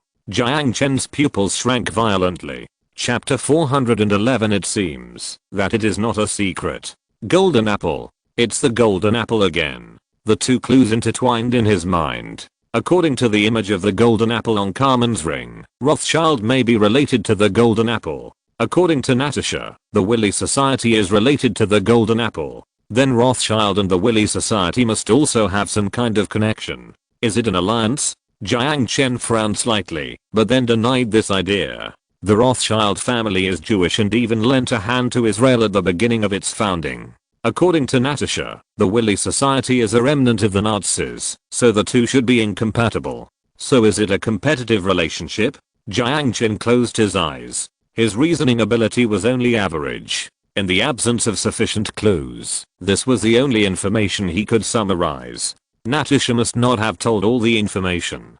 Jiang Chen was not even sure how much they knew about the golden apple. "Have you heard of the golden apple?" Natasha asked. "The one that Adam and Eve ate." Jiang Chen concealed his shock and said with a smile. He would not tell Natasha what the golden apple was, just as she must have hidden something from him. It was better to play dumb at this time. His intuition told him that many people were looking for that thing. As for why, it was obvious that everyone wanted to master the mystery of the source of Nazi black technology. Natasha's question was a kind of temptation. Although Jiang Chen wanted to explain to them that the fake golden apple was at most a one-way radio that could receive specific information at a specific time band and did not have the ability to communicate with the future, but it was certain that no one would listen to his explanation. You have to make up for your homework. The illusion of the golden apple comes from Greek mythology, not the Bible. Natasha glanced at him, picked up the beer bottle, and took a sip. Really? I will keep your advice in mind. It's getting late. Go to bed. Jiang Chen said casually, then got up and walked into the house. Hey, Arms, are you going to buy them or not? Natasha turned around and shouted with a mouthful of alcohol. Warships and submarines. I only want to buy these two, nothing else. Jiang Chen closed the door. Warships and submarines. This is a bit difficult. Natasha frowned and thought. Although warships and submarines are also Russian military sales projects, they are generally only sold to allies. This matter is too important, so it is better to contact the Ministry of Defense. Thinking of this, Natasha took out the satellite phone. What she didn't know was that Aisha in the next room was monitoring her conversation at the instruction of Jiang Chen. Jiang Chen slept very comfortably that night. What woke him up from his dream was the rustling sound of the waves and the tickling of the hair beside his ears. When he opened his eyes, he saw a pair of sapphire eyes. It was Aisha. She squatted beside the bed and looked at him quietly. Are you a cat? Jiang Chen smiled and reached out to touch her cheek. It is said that cats will observe their owners when they are sleeping. Although he didn't know whether this urban legend was true, Jiang Chen just thought that Aisha, who was watching her like this, was very cute. After closing her eyes with great enjoyment, Aisha leaned her head on Jiang Chen's warm palm and asked softly, should we go to see the sunrise first, or have breakfast first? Let's watch the sunrise first. Jiang Chen said with a smile, and then sat up from the bed. After habitually doing a few stretching exercises, he and Aisha walked out of the house together. When they came outside, Jiang Chen was surprised to find that Natasha had already gotten up. And from the looks of her, it seemed that she had already gone for a morning run. I'm curious, your schedule is so lazy, can you still beat me now? Natasha joked as she looked at the sleepy Jiang Chen. Are you kidding? Do I need to practice my skills? Ignoring Natasha, Jiang Chen walked to the beach, breathed a breath of fresh air, and faced the surging waves, and shouted at the top of his voice. Ah! After shouting out, he felt more relaxed than ever before. In the face of Natasha's rolling eyes, Jiang Chen smiled wantonly, then took Aisha's little hand, and went to wake Xia Xiao up. After waking up Xia Xiao, who was sleeping soundly, the four of them went to the east coast to watch the sunrise, and then returned to the beach cabin to have breakfast. At this moment, the satellite TV in the restaurant was playing CNN's morning news. The screen reported the record of the trial of the captured Philippine soldiers by the Singapore Supreme Court yesterday. The 41 Philippine soldiers who entered the country disguised as pirates shocked the world and made the world understand how shameless they could be. The casualties of 59 soldiers can only be regarded as the Philippines' own fault. The Singapore government generously expressed its willingness to return the bodies of the fallen soldiers and ironically covered the 59 coffins with the Philippine flag on behalf of the Philippine government. The reaction of the Chinese media was the strongest and the most unified. They stood firmly on the side of Singapore, denounced the Philippines' mean behavior, and incidentally stated that its claims in the South China Sea were equally unreasonable. Although CNN in the United States, because of its ideological leaning towards the Democratic Party, raised certain doubts about Singapore's handling of the matter due to the butt issue, it basically also satirized the illegal behavior of the Philippine state-organized pirates. Aquino held 2 consecutive press conferences that day, one for the outside world and one for the inside world, trying to change the image of the Philippines, but it was obviously useless. I didn't expect your security guards to be so powerful. I remember that the Philippines often conducts joint military exercises with the US military, Natasha said in a casual tone, while forking a piece of buttered bread into her mouth. So what? My soldiers are one level better than them, Jiang Chen said indifferently. In the sense of technology, the bullets of the M401 can't penetrate the polyethylene bulletproof plate of the mechanical exoskeleton, while the penetration of the Ripper rifle can easily penetrate most of the bunkers around them. No wonder you only want submarines and warships. With a grin, Natasha stuffed the last piece of bread into her mouth. So what? How have you considered it? Jiang Chen asked. I'm not a decision maker. I can only be a messenger at most. I just conveyed your opinions to the Kremlin. Natasha folded her arms and leaned back in her chair. Really? Jiang Chen raised the corners of his mouth slightly. He eavesdropped on her phone call with the Kremlin last night. Her superiors gave him two instructions: get as close to him as possible, even if it means sacrificing 6, to find out the connection between him and the golden apple. In this way, Russia obviously understands the purpose of the golden apple. The people of the Valley Society are investigating him, so the people of the KGB have also become interested in him. At present, this is the only explanation. In addition, from yesterday's call, Jiang Chen had heard that the Kremlin had actually nodded to the arms sales agreement because they were really short of money. And Jiang Chen is undoubtedly a wealthy sponsor and a non-picky sponsor who is willing to pay for their retired warships. They are right. Jiang Chen really doesn't care much about the technical content of the warships and submarines they sell, because he will do a second magic modification on the old goods he buys back anyway. For example, replace the engine, replace the missile, replace the anti-radar equipment, replace the radio life signal detection device, etc. I'm curious if Singapore knew that the head of security for Russian diplomats was a KGB agent. What expression would President Zhang have on his face? Jiang Chen said in a joking tone. It depends on what expression you want him to have, am I right? Natasha glanced at Jiang Chen and smiled. Jiang Chen narrowed his eyes. It seems that this is not a secret. If you're listening to this novel on a channel other than Fanfic World, it means they downloaded and uploaded it without effort. We cordially invite you to visit our channel, Mundo Fanfic Novelos. There you'll find the original version of this story and you can explore many other novels of various genres. We're waiting for you to immerse yourself in a world of incredible novels. Chapter 412, Are nuclear submarines for sale? Just like yesterday, the second day of the holiday was still spent leisurely. However, because of Natasha, a temporary visitor, the four of them were able to do some interesting sports. For example, the blushing beach volleyball. Aisha and Zha were fine. One had not fully developed her body, and the other had a slender figure unique to Orientals. Apart from their youth and beauty, there was nothing to make people excited. But Natasha was different. Looking at the two balls shaking because of the jumping, Jiang Chen felt his nose was a little hot. The only one who could compete with her in ball skills must be Liu Yao. Speaking of which, it has been so long since we met. Although we have been in contact through WeChat, Jiang Chen still missed her a little after not seeing her for many days. In the evening, there was still a mouth-watering barbecue. Natasha's Russian barbecue and Aisha's Chinese barbecue skewers have their own merits. The two seemed to compete in the field of barbecue, and a silent confrontation broke out in the calm. This was very pleasant for Jiang Chen, because he was a judge and he couldn't get enough of the good food.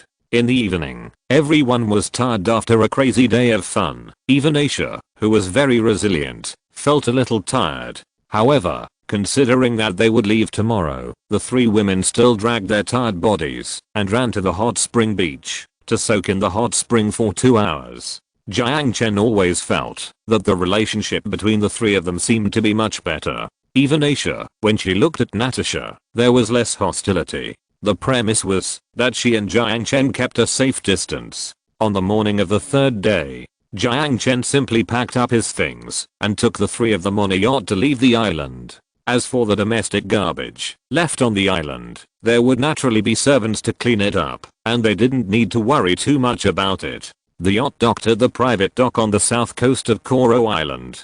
Because Zha had to catch a flight at 3 p.m. and had to go back to the villa to pack her gifts, Natasha said goodbye to the three of them.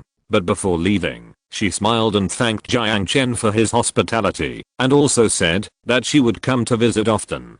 She threw a kiss to Jiang Chen, and under the focus of two hostile eyes, she turned around and quickly disappeared at the end of the street. After spending more than half a month together, Jiang Chen and Aisha have become accustomed to Zhao Xiao's existence. Thinking of returning to the shameless life with Aisha soon, Jiang Chen is both happy and melancholy. Is this what is called eating in the bowl and looking at the pot? Sometimes Jiang Chen also feels that he is quite scumbag. Well, it may be a bit too much to say this. Perhaps it should be called being loyal to himself. In short, when helping Zhao Xiao pack her luggage, he still felt a little reluctant. In the airport terminal, Aisha and Jiang Chen bid her farewell together. After I return to China, I will prepare for the draw of some internal beta test quotas and the preheating of the game launch as soon as possible. I'll leave the server construction and the placement of internal beta test players to you. Zhao Xiao repeatedly reminded Jiang Chen before registering. Due to confidentiality, the internal beta test can only be carried out on the Panu Islands before the game helmet is officially launched. This is all planned, and it can be implemented when Zhao Xiao returns to Hong Kong. Don't worry, I'll take care of things here. Jiang Chen smiled confidently, indicating that she didn't have to worry. Well, Zhao Xiao suddenly lowered her head. Just when Jiang Chen was confused about what happened to her, she suddenly let go of the suitcase, took 2 steps forward, and kissed him lightly on the side of his face. Thank you. Just when Jiang Chen was stunned, Zhao Xiao turned around stiffly, picked up the gift, and walked away quickly with her legs straight. She reached out and touched her face, and there was still a trace of warm moisture in that place. I was kissed. Aisha, who was standing next to Jiang Chen, said softly with a faint smile on her face. Yes, I was kissed. Jiang Chen looked at Zhao Xiao's back in a somewhat messy manner until the flight took off. After leaving the airport, the two walked towards the Santana at the door. Aisha opened the car door for Jiang Chen and sat in the driver's seat as usual. Going home directly? Yes. Jiang Chen leaned on the soft backrest and closed his eyes. Taking advantage of this free time, he planned to think carefully and prioritize the next few things at hand. But at this moment, a call came. Taking out his mobile phone, Jiang Chen was immediately happy when he saw the name of the contact and pressed the answer button. Hello, Jiang Chen said with a smile, putting the phone to his ear. He had already guessed what it was. It's me, the Kremlin nodded. Natasha said briefly. It's really good at pretending. It was clearly nodded that night. Jiang Chen complained silently in his heart. Are you selling the nuclear submarine? Jiang Chen joked. Don't even think about it. Natasha refused decisively. Damn, you refused so ruthlessly. Even if you really sold it, I wouldn't care. Jiang Chen complained in his heart. I'll modify the submarine to have a nuclear fusion engine or something. Why would I want your nuclear fission engine? Weak chicken. Jiang Chen actually had a rough idea about which weapons to buy. He didn't care about the weapons and equipment because they would all be modified in the end, so he chose the ones that were more flexible and had higher physical concealment. Guardian class frigate, type 636 kilo class submarine. Jiang Chen told Natasha about his proposal. The Kilo class submarine is currently the largest export class of submarines in Russia and is famous for its powerful firepower and low noise. The Type 636 is its modernized and improved version, nicknamed the Warsaw Song, and is considered to be the best among diesel-electric submarines, and one of the quietest diesel-electric submarines in the world. The Guardian class frigate is one of the best multi-purpose frigates in Russia at present, equipped with a helipad. Its compact weapon layout and flexible maneuverability are the main reasons for Jiang Chen's choice. The front-mounted 100mm A190 naval gun is just suitable for being converted into a Type 50 electromagnetic gun. There was a brief silence, and the sound of flipping papers came from the other end of the phone. Guardian-class frigates, each priced at $130 million. Type 636 kilo class submarines, each priced at about $250 million. Natasha replied. Oh, it's so expensive. Can't you give me a discount or something? Jiang Chen bargained. Although he is not short of money, this submarine is close to 300 million, and he is really distressed. Discount. If you can buy 8 at a time like China, why not sell it to you for 200 million each? Natasha said bluntly. 8. If Jiang Chen remembered correctly, each submarine needs 50 to 60 people to operate. Even if he wants to buy 7 or 8 to form a submarine fleet, there are not so many people to operate this thing. 2 Guardian class frigates, 2 Type 636 kilo class submarines, $650 million US. Jiang Chen quoted. 700 million, with ammunition, personnel training, and 2 Ka-27 Snail anti-submarine helicopters. Is there after-sales service? Jiang Chen shamelessly suggested. No. Natasha answered with narrowed eyes. Okay, deal. Jiang Chen said helplessly. To be honest, he has never been good at bargaining. Suddenly, a warning surged into Jiang Chen's heart. Aisha seemed to have noticed something, and narrowed her eyes alertly. However, at this moment, the small truck that was originally leading in front suddenly slowed down and pushed the back door open. Looking at the dark cargo box, Jiang Chen's pupils suddenly contracted. There was a bug in the previous part. The price of the 4 Black Hawks purchased by the protagonist was 4 million instead of 40 million. I suddenly discovered this problem when I was checking the information. It has been corrected. Chapter 413, Road Fight. The front door of the truck opened with a bang. The soldier in black special combat uniform raised the rifle in his hand and pointed the black muzzle directly at Aisha, who was sitting in the driver's seat. It happened so fast. Almost at the moment of catching a glimpse of the rifle, Aisha released the accelerator and slammed the brake while hitting the steering wheel hard with both hands. There was a tooth-grinding friction sound, and the tire scraped a black line on the ground. The 2 people's car drifted to the side road at a nearly 90-degree angle. At the same time, the gunman on the opposite side also pulled the trigger. Da-da-da. The rifle spewed out flames, and with the jumping sparks, Jiang Chen saw clearly that there were 2 gunmen shooting in the car. The glass shattered on the 2 people, and the noisy bullets shattered the glass and left a series of bullet holes on the hood. The pedestrians on the street screamed shrilly and ran away desperately in the direction away from here. The vehicles on the street were also in a mess, turning the steering wheel in a hurry and even rushing onto the road. Ugh. Duan cried out in pain. Blood bloomed on Aisha's shoulder and spread on her white shirt. Aisha. Seeing the splashing blood, Jiang Chen's pupils shrank sharply and anger rushed into his heart, almost making him uncontrollably go berserk. I'm fine. Gritting her teeth tightly, Aisha's hands did not leave the steering wheel, and she barely drove the car back to the lane. Using the nitrogen shield in a small space will cause suffocation. Jiang Chen could only lower his body as much as possible with Aisha to avoid the bullets whizzing past his head. Drive to the deep water port. Jiang Chen gritted his teeth and took out the PK-2000 from the storage space, suppressing his inner anger. Understood. Beyond the rubber guardrail on the side of the road was the sea. If they were not careful, the 2 of them might rush into the sea, but Aisha would not let this happen. Even though the pain in her left arm almost made her lose consciousness, she still held the steering wheel tightly. Fortunately, this shortcut to the deep water port is usually not used by many people. There were only 2 cars on the road, performing a Hollywood-style chase and gunfight. The car body gradually stabilized. Jiang Chen leaned sideways and smashed the window with the butt of his gun, pointed the gun at the back, and pulled the trigger. Whoosh. However, before he could fire, the other side reacted first. The gunman who had climbed onto the top of the truck held the rifle and pulled the trigger at Jiang Chen's hand that was stretched out of the window. The bullet shuttled past Jiang Chen's hand and forcibly suppressed the gun muzzle that was stretched out of the window. These people were obviously specially trained, and their shooting skills were far beyond that of ordinary soldiers. Even Jiang Chen, who had experienced many battles, could faintly smell a hint of danger from the murderous aura. Fuck you. Jiang Chen cursed inwardly, took out the heat-sensing grenade from the storage space, and threw it out of the window fiercely. The grenade that locked onto the heat source sprayed flames from the side, paused suddenly in the air, and rushed towards the obviously modified small truck.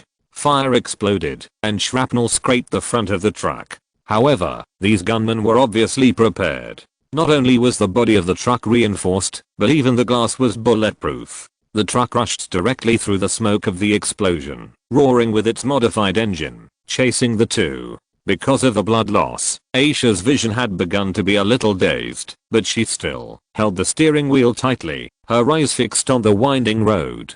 Jiang Chen noticed that a layer of fine beads of sweat appeared on her forehead. Looking at the red-stained armchair, Jiang Chen's heart was beating. Taking a deep breath, he lowered his head with a gloomy look. "Stop the car. I can still hold on." Aisha's lower lip was about to bleed, and her foot did not release the accelerator. "I said stop the car. I'm going to kill them." Jiang Chen's pupils were filled with a layer of fine blood. The creepy scarlet flashed with bloodthirsty anger. Not far away, a black helicopter appeared in the air, keeping a parallel speed to Santana. Jiang Chen noticed that the sniper at the car window was pointing his gun at him from a distance. The sniper did not shoot, perhaps because he was worried about hitting Jiang Chen. Obviously, their goal was kidnapping, not assassination. "No. Your secret will be seen. We are almost at the port. There is no one there." It was rare that Aisha disobeyed Jiang Chen's order and spoke intermittently. "Fuck. Is it you, or the secret that is more important?" Jiang Chen roared and kicked the car door open. When she heard those words, Aisha's pretty face suddenly turned red. However, before she had time to savor the warm feeling, she widened her eyes in horror. "Don't." Jiang Chen ignored her dissuasion and pulled off the seatbelt. With a grim smile on his lips, he suddenly jumped out of the car and accelerated towards the sea that was more than 10 meters high. "If there is a reef below, I will be in trouble." Jiang Chen clenched his teeth with his eyes fixed on the sea. Plop. Everyone was stunned by the splashes of water on the sea. They obviously didn't expect Jiang Chen to jump out of the car and fall into the sea. This kind of courage is not something that ordinary rich people have. Originally, they expected that Jiang Chen, who was chased and had no way to escape, would roll out of the car and kneel on the ground to beg for mercy, just like those powerful people they had kidnapped before. The truck braked suddenly, and the black helicopter also stopped at the place where Jiang Chen fell into the sea. No one cared about the Santana driven by Aisha anymore. They had only one mission, which was to capture the enemy at dawn and then evacuate the Panu Islands with him as a hostage. The moment the helicopter took off from the fishing boat, it appeared on the radar of Crescent Island. It was foreseeable that the troops stationed on Crescent Island were already on their way. If they could not control the target as soon as possible, they would only be surrounded and annihilated. "Fusike, is this guy crazy?"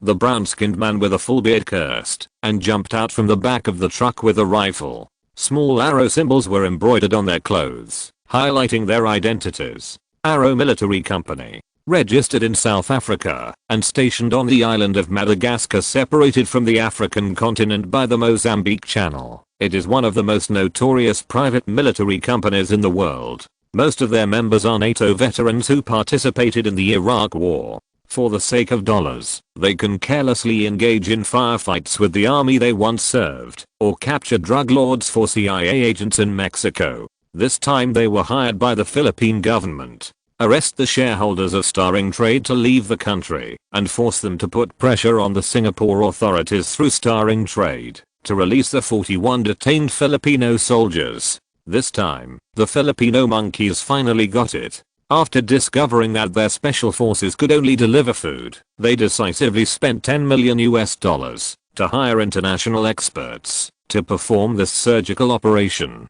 The plan has changed. Team C will move to the coordinates 301, 212. Another soldier wearing a helmet got out of the car, glanced at the sea, and immediately pressed the microphone beside his ear and said, "Got it." The large fishing boat anchored in the sea 10 kilometers away suddenly changed its course and approached the position where the helicopter was hovering.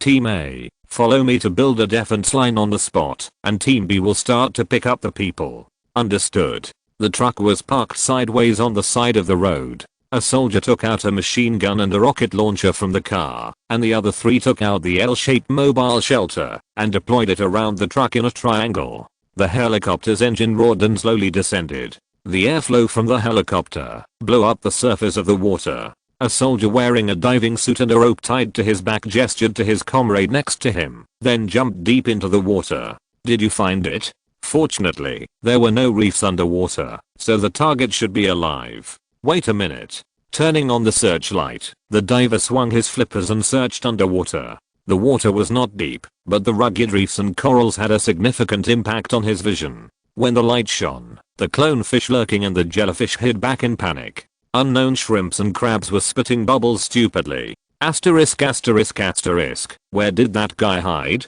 The diver cursed inwardly. The soldier on the helicopter looked at the police who had set up a defense line at the entrance of the highway, moved the rifle on his shoulder, and urged, "Rem, stop playing, hurry up." No. Asterisk asterisk asterisk. What is that? Ah. Zizzy. Rem. What happened? Rem. Looking at the sea surface dyed red by blood, the soldier on the helicopter widened his eyes. When he saw the object floating from the water, he uttered a word in a daze for a long time. Got. Chapter 414. Dismantling the machine with bare hands. Plop. Water splashed. Because of his diving posture, the impact of falling into the water hit Jiang Chen's chest hard. Even with his strengthened body, he was hit by the huge impact and swallowed 2 mouthfuls of water. Bubbles were like pillars. Keeping the inertia of rushing down, Jiang Chen tried to hold his breath and paddled forward. When his hand touched the 10-meter deep sea bed and confirmed that it should not be visible from above, Jiang Chen immediately started the crossing. The pressure on his body suddenly disappeared, and Jiang Chen, who was wet all over, appeared on the bed of the villa in the end of the world. Without stopping, Jiang Chen took out the T3 power armor that had been kept in reserve from the storage space and got in. Close D mode activated. The 4 vortex engines on the back of the armor retracted inwards and closed the jets. The vents distributed throughout the body were also closed one after another, and the oxygen storage device inside the armor was opened. The entire power armor was sealed off from the outside world, and no gas exchange took place. In theory, both airborne and land-based power armor cannot dive, because such a piece of iron will not float in the water. There is no air in the water, so the vortex engine that accelerates air propulsion will naturally lose its function. However, although this power armor does not have the diving function, it can still achieve basic waterproof function. After confirming that the equipment is normal, Jiang Chen grinned. "See how I torture you?" The time travel starts. Almost as soon as he left, Sun Jiao pushed the door and walked in. Looking at the empty room and the wet sheets, she pouted depressedly. "I thought you were back." But since he came back temporarily, he must have encountered some trouble there. Thinking of this, Sun Jiao couldn't help but worry. It would be great if I could take him with me. Sighing, Sun Jiao walked forward. She picked up the wet sheets and turned to walk out the door. The seawater around was evenly squeezed away. As soon as Jiang Chen appeared here, his eyes met a pair of black diving masks. Although he could not see her expression, he was shocked from his stunned movements. However, the shock lasted only a second. He immediately raised the underwater pistol in his hand. The bullet hit Jiang Chen's front armor with a string of white bubbles, and then bounced off without any suspense. Jiang Chen kicked the ground hard, and without taking out his gun, he stretched out his hand and grabbed his face. "Ah, goo goo." The diver struggled desperately with his face grabbed. The sound of pain came from his arm. Jiang Chen ignored what he said, grabbed his head with a grim smile, and let the anger in his chest run wild, and knocked him hard against the reef beside him. Die. The head shattered like a watermelon, and the fish were frightened by the smell of blood, and fled in all directions. Jiang Chen threw away his body, took out a dagger from his hand, swung it, cut the rope behind him, and then grabbed the rope, and wrapped it around his hand a few times. With a cruel smile on his face again, Jiang Chen stepped on the reef, and while entangled with the rope on his left arm, he rushed to the surface of the water with the blood escaping. When he just touched the water, Jiang Chen's left arm suddenly pulled the rope hard, and rushed out of the water. Close D mode released. Rem is dead. Cut the rope quickly. No, raise the altitude, we will avenge Rem. The soldier dragged out the machine gun, fixed himself to the door of the helicopter with a nylon buckle, and placed the machine gun at the side door of the helicopter with red eyes. Swing the nose, quickly. Got it. The pilot reached out and pulled the joystick at hand. The rotor suddenly accelerated, and the helicopter quickly climbed to a higher altitude. This weight of more than 300 kilograms was nothing for this medium-sized helicopter. At the same time, the pilot made a forward plus sideways swing maneuver. Under the traction of inertia, the power armor at the end of the rope was like a swing, being stretched straight and swung up. The mechanical crotches locked onto Jiang Chen at the end of the rope. The soldier suppressed the hot blood rushing to his limbs due to inertia and pulled the trigger with a ferocious look on his face. Go to hell, monster. Bullets ping-pong hit the armor surface. The 12.7mm large caliber ammunition was deflected by the plastic steel armor of the power armor, leaving only shallow scratches on the black paint on the armor surface. The jumping sparks flew everywhere, looking very gorgeous, but they did not cause any harm to Jiang Chen. At this time, the battle on the highway had already begun. The police cars of the new country stopped in the middle of the highway and lined up to engage in a firefight with the 3 mercenaries who were stationed near the truck. However, whether in terms of firepower or experience, the police of the new country were obviously inferior to these battle-hardened mercenaries. With the light machine gun mounted behind the mobile bunker, the mercenary quickly beat them down. Jiang Chen was originally going to eject the right arm's minigun to quickly kill the group of mercenaries, but when he saw the screaming crowd on the street not far away, and the cell phones raised by several fearless guys, he immediately changed his mind. He raised his arms to protect his head, and pretended to be unable to fight back. Damn it. I can't hit this guy. The cold air cut his lips, and the soldier trembled and shouted, and took out the magazine to replace it. Don't worry about that thing. Bowen. Cut the rope and throw him away, and use your machine gun to suppress the ground units. Understood. Fuck. Several bullets flew past Bowen's forehead, scaring him into a cold sweat. Another Toyota pickup truck painted with police car paint drove to the side of the road not far away, and a 67-2 heavy machine gun was placed on the rear trailer of the pickup truck. This was a machine gun seized from the former Panu regime's military camp. Since Xinhuan trade didn't need such a low-level weapon, it was thrown into the police station. Unexpectedly, it really came in handy. Damn, is this a cop or a terrorist? Bowen was so scared that he quickly lay down. At the same time, the shell of the plane could be heard making ping-pong sounds. The pilot immediately pulled up the joystick, raising the altitude, while dragging the difficult power armor away from Koro Island. The enemy has anti-aircraft fire. Team A, you have to rely on yourself. He gritted his teeth and shouted into the headset.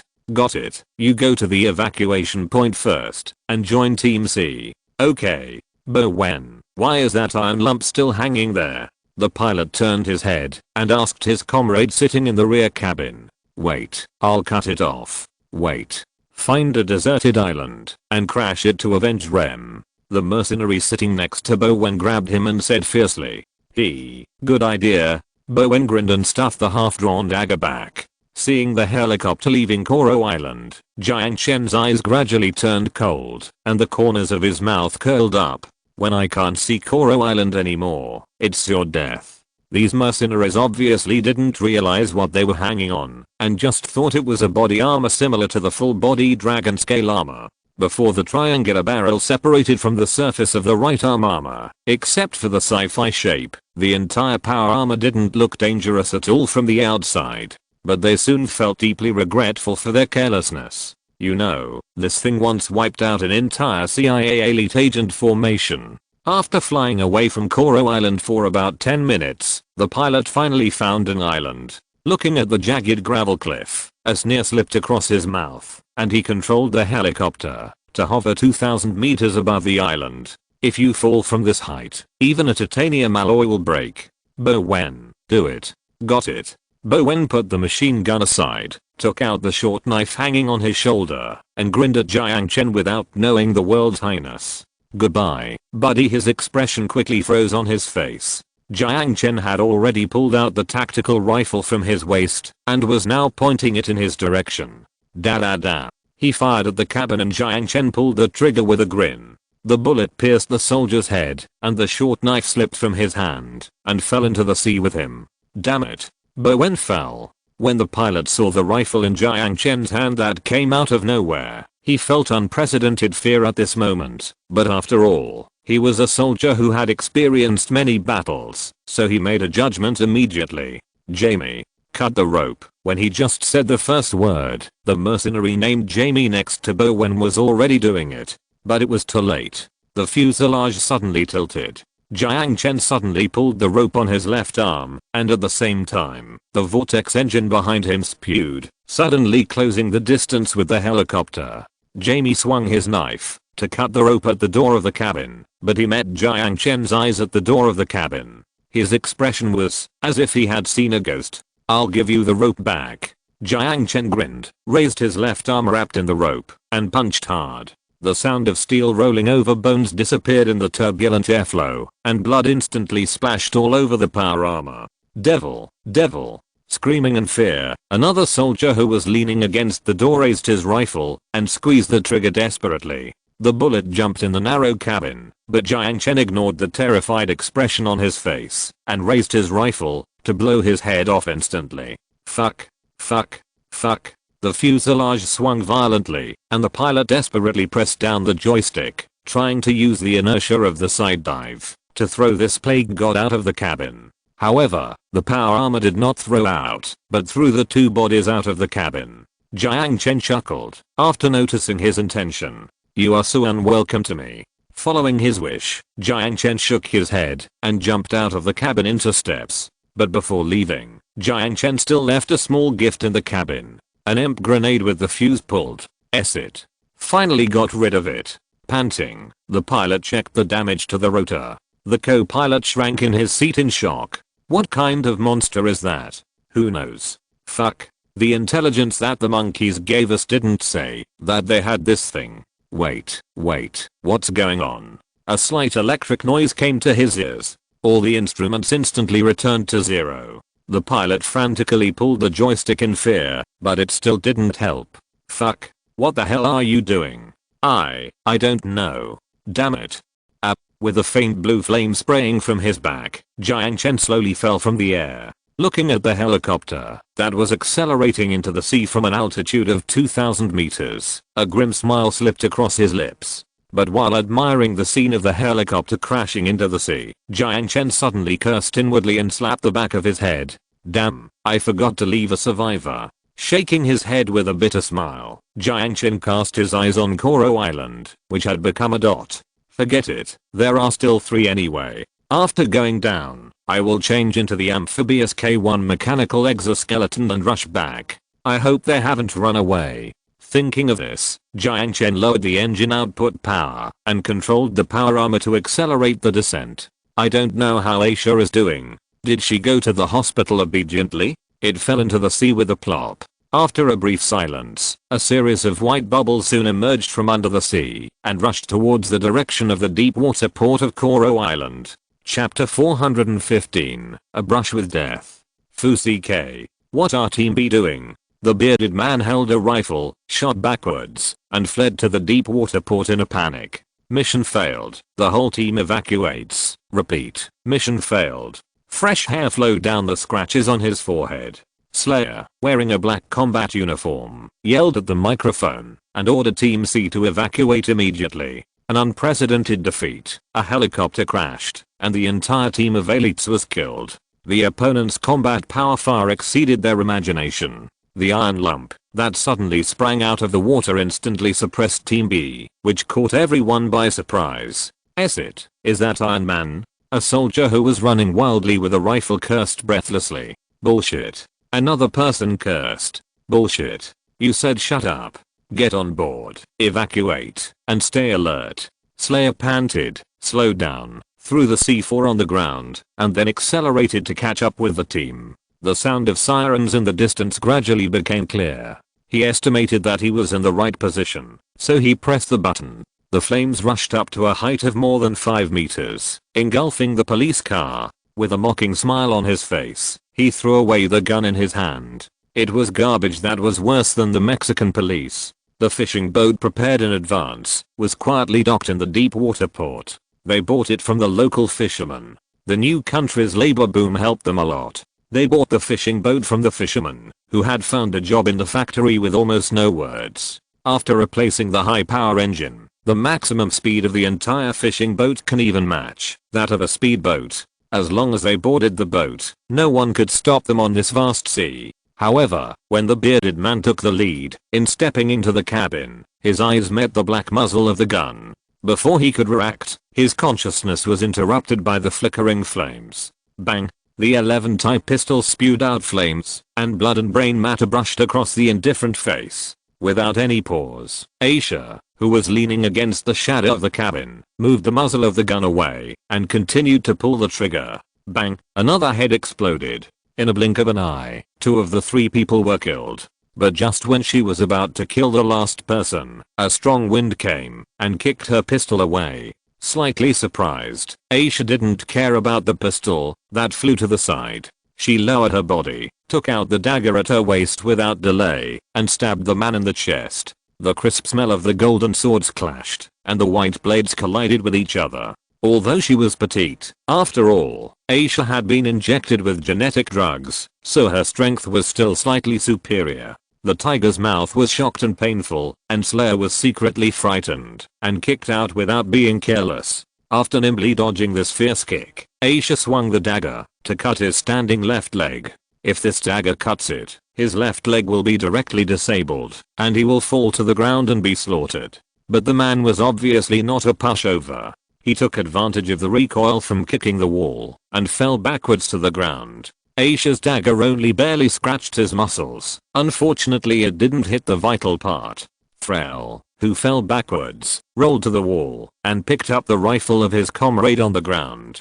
Before he could pull the trigger, a flying knife nailed his arm. Ah! With a scream, he raised his hand and threw the butt of the gun at the girl, who had rushed close to him. Aisha's steps were not flustered at all. She dodged the butt of the gun sideways, stretched out her left hand to grab his wrist, and pulled out the second dagger with her right hand, to go straight for his throat. However, at this moment, an accident happened. The muscles in her left arm were tense, and the gunshot wound on Aisha's left shoulder, which was simply bandaged, suddenly broke.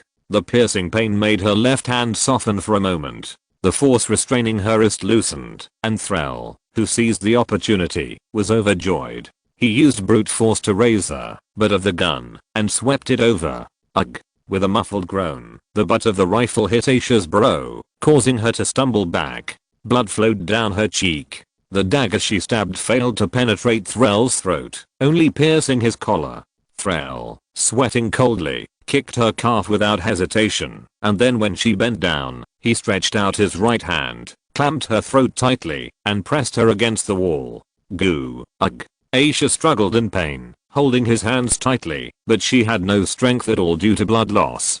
Go to hell. Thrall stared at her, watching her feet leave the ground, struggling and kicking weakly, and finally even struggling gradually became weak. For some reason, looking at the girl in front of him, he suddenly remembered the years of serving in Afghanistan, and the hell that he didn't even want to recall. No, it's almost reached the limit. Aisha felt her consciousness gradually becoming trance. I'm sorry, I can't always be with you. She suddenly felt sad.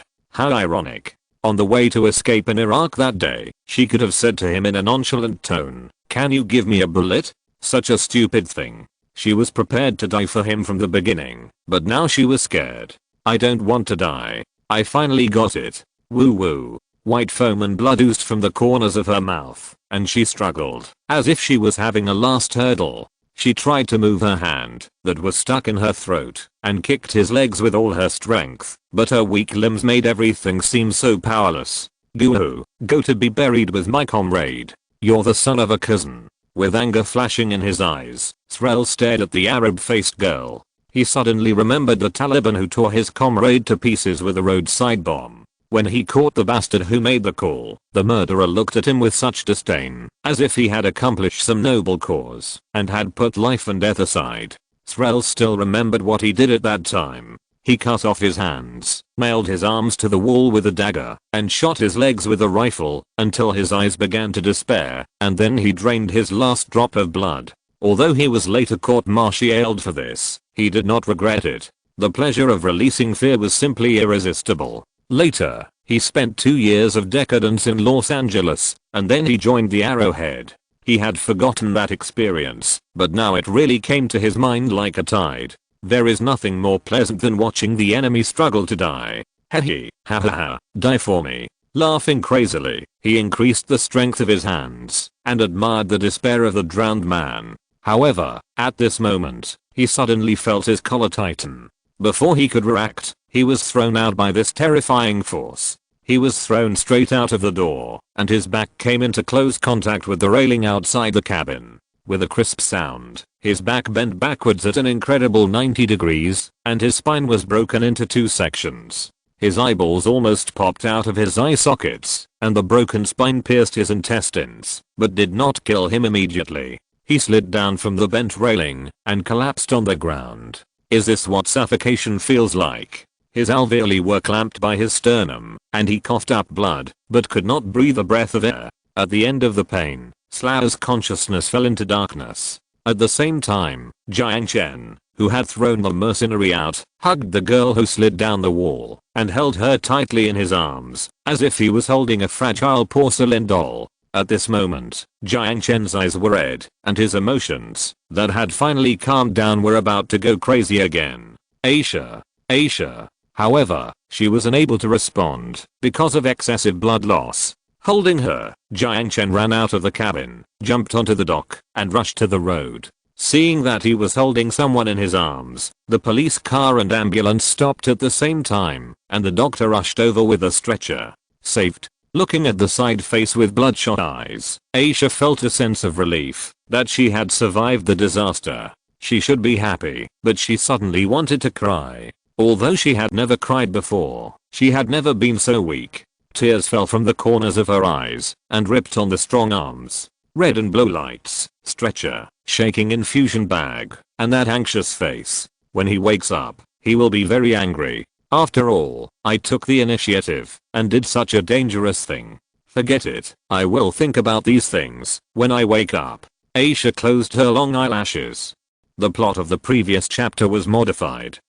The word count was increased from 2500 to 3500. This chapter was not changed, but some words had to be deleted. However, due to Gideon's chapter modification mechanism, it can only be more but not less, so I have to make up a few words. Of course, the price for changing chapters remains unchanged. New readers can just ignore this paragraph. The plot of the previous chapter was modified. The word count was increased from 2500 to 3500. This chapter was not changed, but some words had to be deleted. However, due to Gideon's chapter modification mechanism, it can only be more but not less, so I have to make up a few words. Of course, the price for changing chapters remains unchanged. New readers can just ignore this paragraph. The plot of the previous chapter was modified. The word count was increased from 2500 to 3500. Chapter 416 Rage. Outside the emergency room, Jiang Chen sat on a chair outside the door with a gloomy face. No one dared to approach him, except the 4 soldiers wearing mechanical exoskeleton combat uniforms. Streamlined armor covered his chest and back.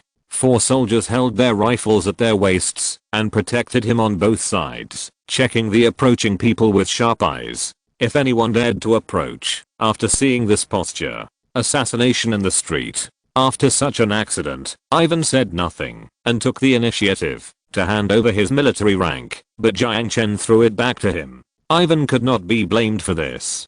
Crescent Island is hundreds of kilometers away from Koro Island. It took only more than 10 minutes from the incident to the end. Those mercenaries also entered the country as tourists, and the weapons and equipment they used were smuggled into the country by fishing boats flying the flag of the new country. Although angry, Jiang Chen did not vent his anger. It is the most stupid and useless choice to vent anger on one's own people. The doctors and nurses in the hospital walked past him tremblingly, for fear of alarming this plague god with an obviously unfriendly face. At this time, a soldier with a rifle hanging on his chest came from the corner of the stairs, stopped in front of Jiang Chen, leaned over and whispered. 4 pedestrians were injured. 1 died after failed rescue. 8 policemen were injured. 2 of them died after failed rescue, and the other 4 policemen died from the C4 explosion.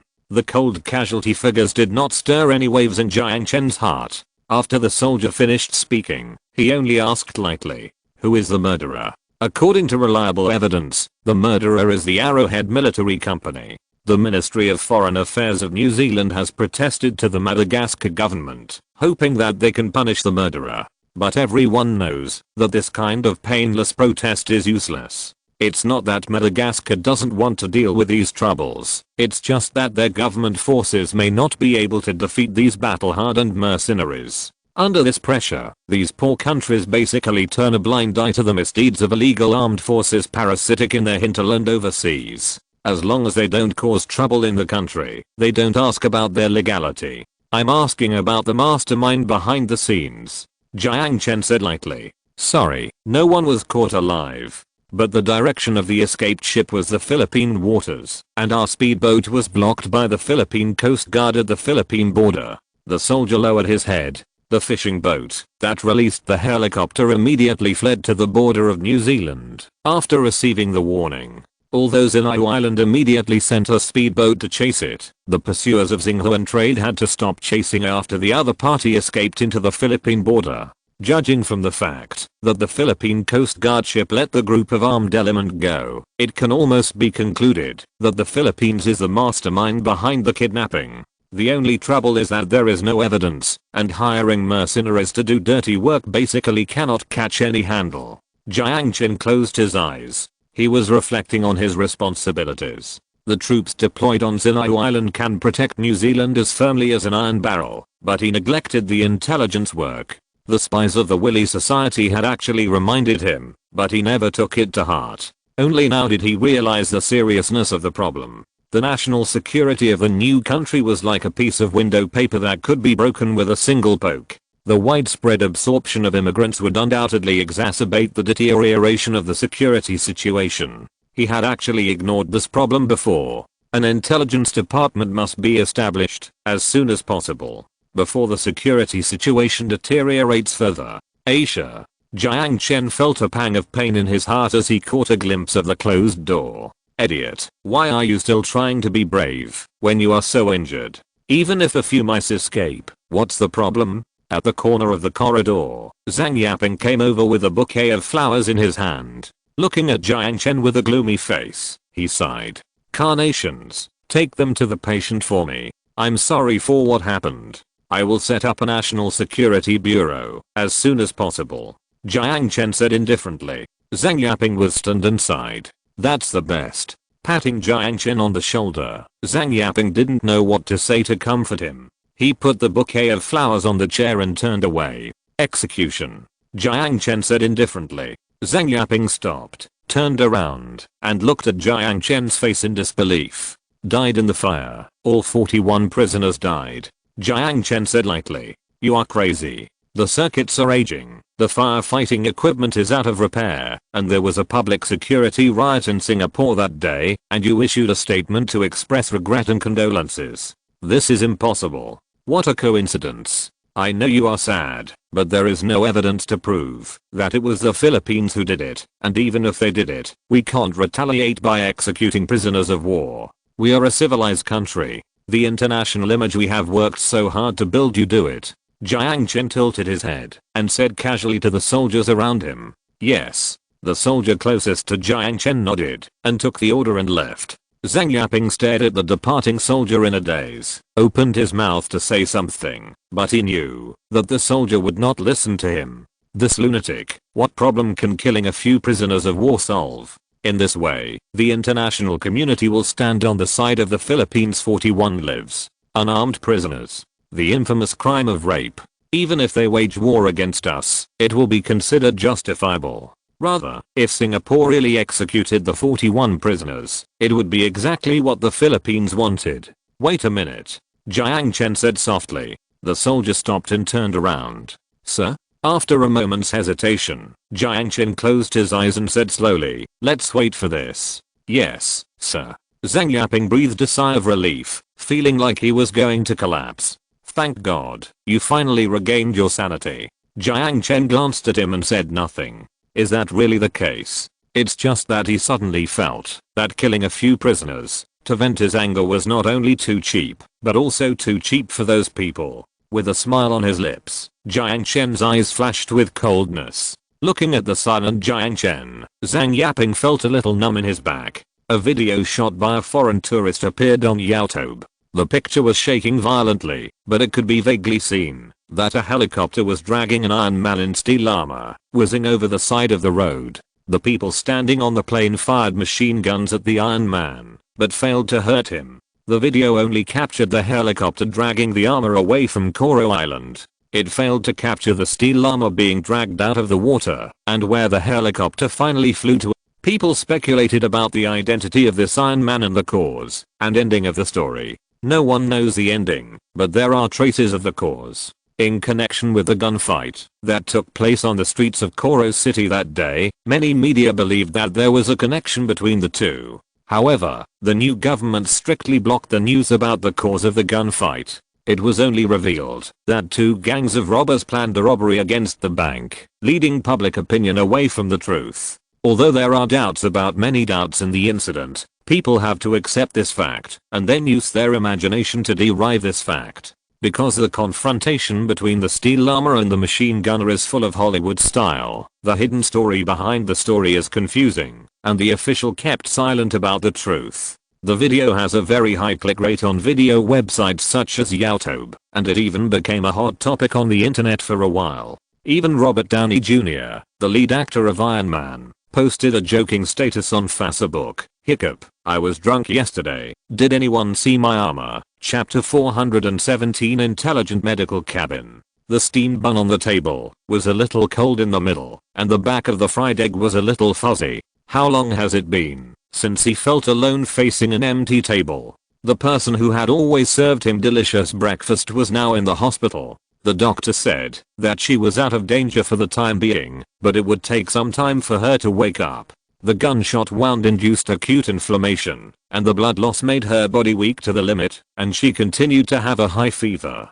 2 days had passed, and she still showed no signs of waking up. When he thought of her haggard face, Jiang Chen's chest was stabbed with pain. He took a bite of the steamed bun with the fried egg and frowned. Silently putting the fried egg and the half-cooked steamed bun back on the plate, Jiang Chen carried the plate back to the kitchen and dumped the food, which was as bad as his mood, into the trash can. He opened the refrigerator and took out the frozen pizza, put it on the plate, and put it in the microwave. Carrying the hot pizza back to the table, Jiang Chen turned on the TV expressionlessly, then stabbed a piece of pizza with a fork and stuffed it to his mouth. He always felt that he had no appetite, so he tried to focus his anxious attention on the TV. The TV was broadcasting the morning news. The screen was broadcasting the chase and gunfight that happened on the street the day before yesterday, and the silhouette of the steel armor hanging by the helicopter flashed by. An unnamed American military expert commented that this kind of individual armor has little practical significance on the battlefield. The protection improved by sacrificing concealment may be enough to resist the bullets of ordinary weapons, but it is very weak when facing anti-material sniper rifles or recoilless guns. Infantry tank coordinated operations can completely make up for the shortcomings of infantry in defense. There is no need to spend a high cost to develop this useless individual armor. Some experts also questioned the authenticity of the video and why the helicopter crew did not cut the cable and throw the iron lump directly to the ground. The video did not capture the scene of the power armor flying. As for the effect of the current anti-material rifle on the power armor, Jiang Chen has not tried it, but it should not be able to penetrate it. After all, it was a sniper rifle from the end of the world. I heard that the power armor could withstand a few shots.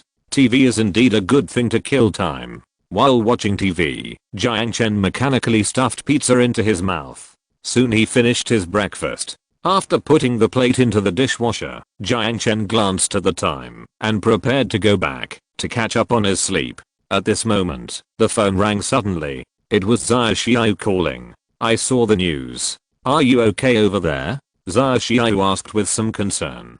She obviously didn't know that the male protagonist of the news was actually Jiang Chen. I'm fine. Jiang Chen smiled stiffly and tried not to worry about the tone. I always feel that your voice is a little worrying. Do you have a cold?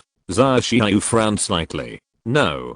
By the way, you should have arrived in Hong Kong yesterday. I had something to do and didn't call to say hello. Sorry. No, it's okay. I don't care much. Sun Jiao's cheeks were slightly red and she had to use a dry cough to cover up her panic. Jiang Chen's words reminded her of the kiss at the airport. She didn't know what kind of courage she had to do that, so that when she got off the plane in Melbourne, her heart was still pounding. The auditions for the internal test players have been completed. They will probably come in early July. You can receive them then. Sun Jiao changed the subject. Well, leave it to me. Jiang Chen didn't notice Sun Jiao's psychological activities and nodded. Where's Aisha? Is she okay? She's still sleeping. Jiang Chen lied. Sun Jiao was stunned for a moment, feeling a little bitter and jealous, but she couldn't do anything about it. She also knew that once she left, the two of them would definitely live a shameless life. It's just that she has always been unwilling to think about this problem in a self-abuse way. Okay, you, well, be restrained. Jiang Chen was stunned for a moment and felt the jealousy that had drifted across the ocean and couldn't help but smile. What should I be restrained about? Be restrained about that? Which one is that? Jiang Chen asked, pretending to be ignorant. That's it. Sun Jiao's face flushed, her thin lips trembled slightly, and after a while, she squeezed out a word from her lips. Pervert. Beep. This girl actually hung up the phone. Jiang Chen smiled and shook his head and put away his phone. Unexpectedly, in just a short while, his mood actually improved a lot, and he cheered up again. Let's go see Aisha later. Well, it's almost the end of the month. Why don't we go to the warehouse first and get the food? Jiang Chen was suddenly stunned. The end of the world. Oh, the end of the world. I actually forgot about that.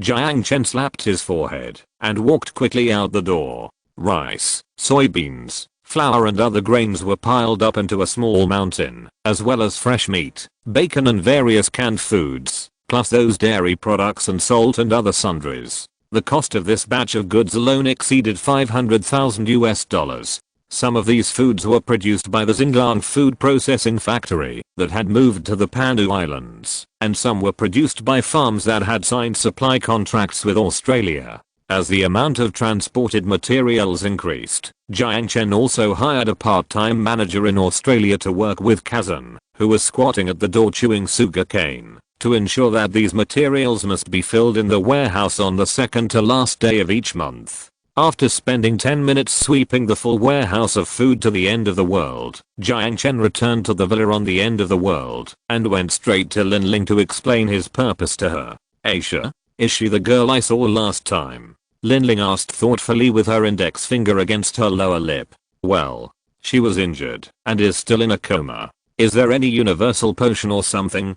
Jiang Chen said. There is no universal potion. Linling rolled her eyes at Jiang Chen and said unhappily, it's troublesome not knowing where the injury is, especially if it's in the brain. Not the brain. Jiang Chen shook his head. It's a gunshot wound, but because of excessive blood loss and secondary rupture of the wound, as well as bacterial infection, well, there is also lack of oxygen. Hearing Jiang Chen's words, Linling was shocked. How serious is this injury? But it's okay. They are all external injuries. If they don't involve the brain, the treatment should not be very difficult. Smart medical cabins. I remember there are 7 or 8 of them in the community center of the base. That thing is very effective in repairing routine injuries to human tissues. Depending on the severity of the injury, you will basically be fine after soaking in it for a while. I say, how backward are the medical conditions in your place? Linling couldn't help but complain. You can find out by looking it up in history books. As he said this, Jiang Chen's heart was relieved. He didn't know that there was such a good thing in the base. He was really careless. He said that he always heard about people being injured in the base before, but he didn't see patients lying in bed to recover from injuries. It turned out that there was such an advanced treatment method. Pay attention. You need to pour in a special culture medium before lying in the medical cabin. That thing should be in the base's warehouse. Anyway, don't forget it. Thank you. Jiang Chen said. You're welcome. Next time you come back, please bring me some mango pudding at this time. Linling suddenly covered her mouth and started to cough dryly. Startled by her sudden action, Jiang Chen hurriedly asked with concern, what's wrong with you? Nothing. Maybe there was a little problem these days. Maybe it will be fine after a while. Avoiding Jiang Chen's sight, Linling said perfunctorily, what is the problem? Please tell me clearly. Grabbing Lin Ling's shoulders and looking into her eyes of different colors, Jiang Chen said seriously. Blushing a little by this hot gaze, Lin Ling twisted her body and turned away her red face. It's getting hotter, stupid. Hot? Jiang Chen asked in confusion, but got no response. Lin Ling, with her head buried, blushed, pushed him out of the door without saying anything. Chapter 418 Punishment for Disobedience. Because of the commotion some time ago, the hospital was deserted, and there were almost no people in the corridor. After being frightened by the 4 soldiers, most of the people who used to go to the hospital for major and minor illnesses went to the clinic. Thanks to this, the doctors and nurses in the hospital were free. New Zealand implements a free medical policy similar to New Zealand. That is, diagnosis and some medical projects are free. After the first 6 hours of rescue, Aisha's health condition has basically stabilized. Next, it only needs to be slowly adjusted and regularly given intravenous drips. It is only a matter of time before she wakes up from the coma. When he received this news, the director of the hospital was relieved. If something happened to the girl, he was really afraid that the man would bring people to demolish this place. He hadn't slept for 24 hours. He put the diagnosis report on the corner of the table and was tired. He was ready to lie on the table for a nap. However, before he lay down for a while, there was a knock on the door, interrupting his sleep.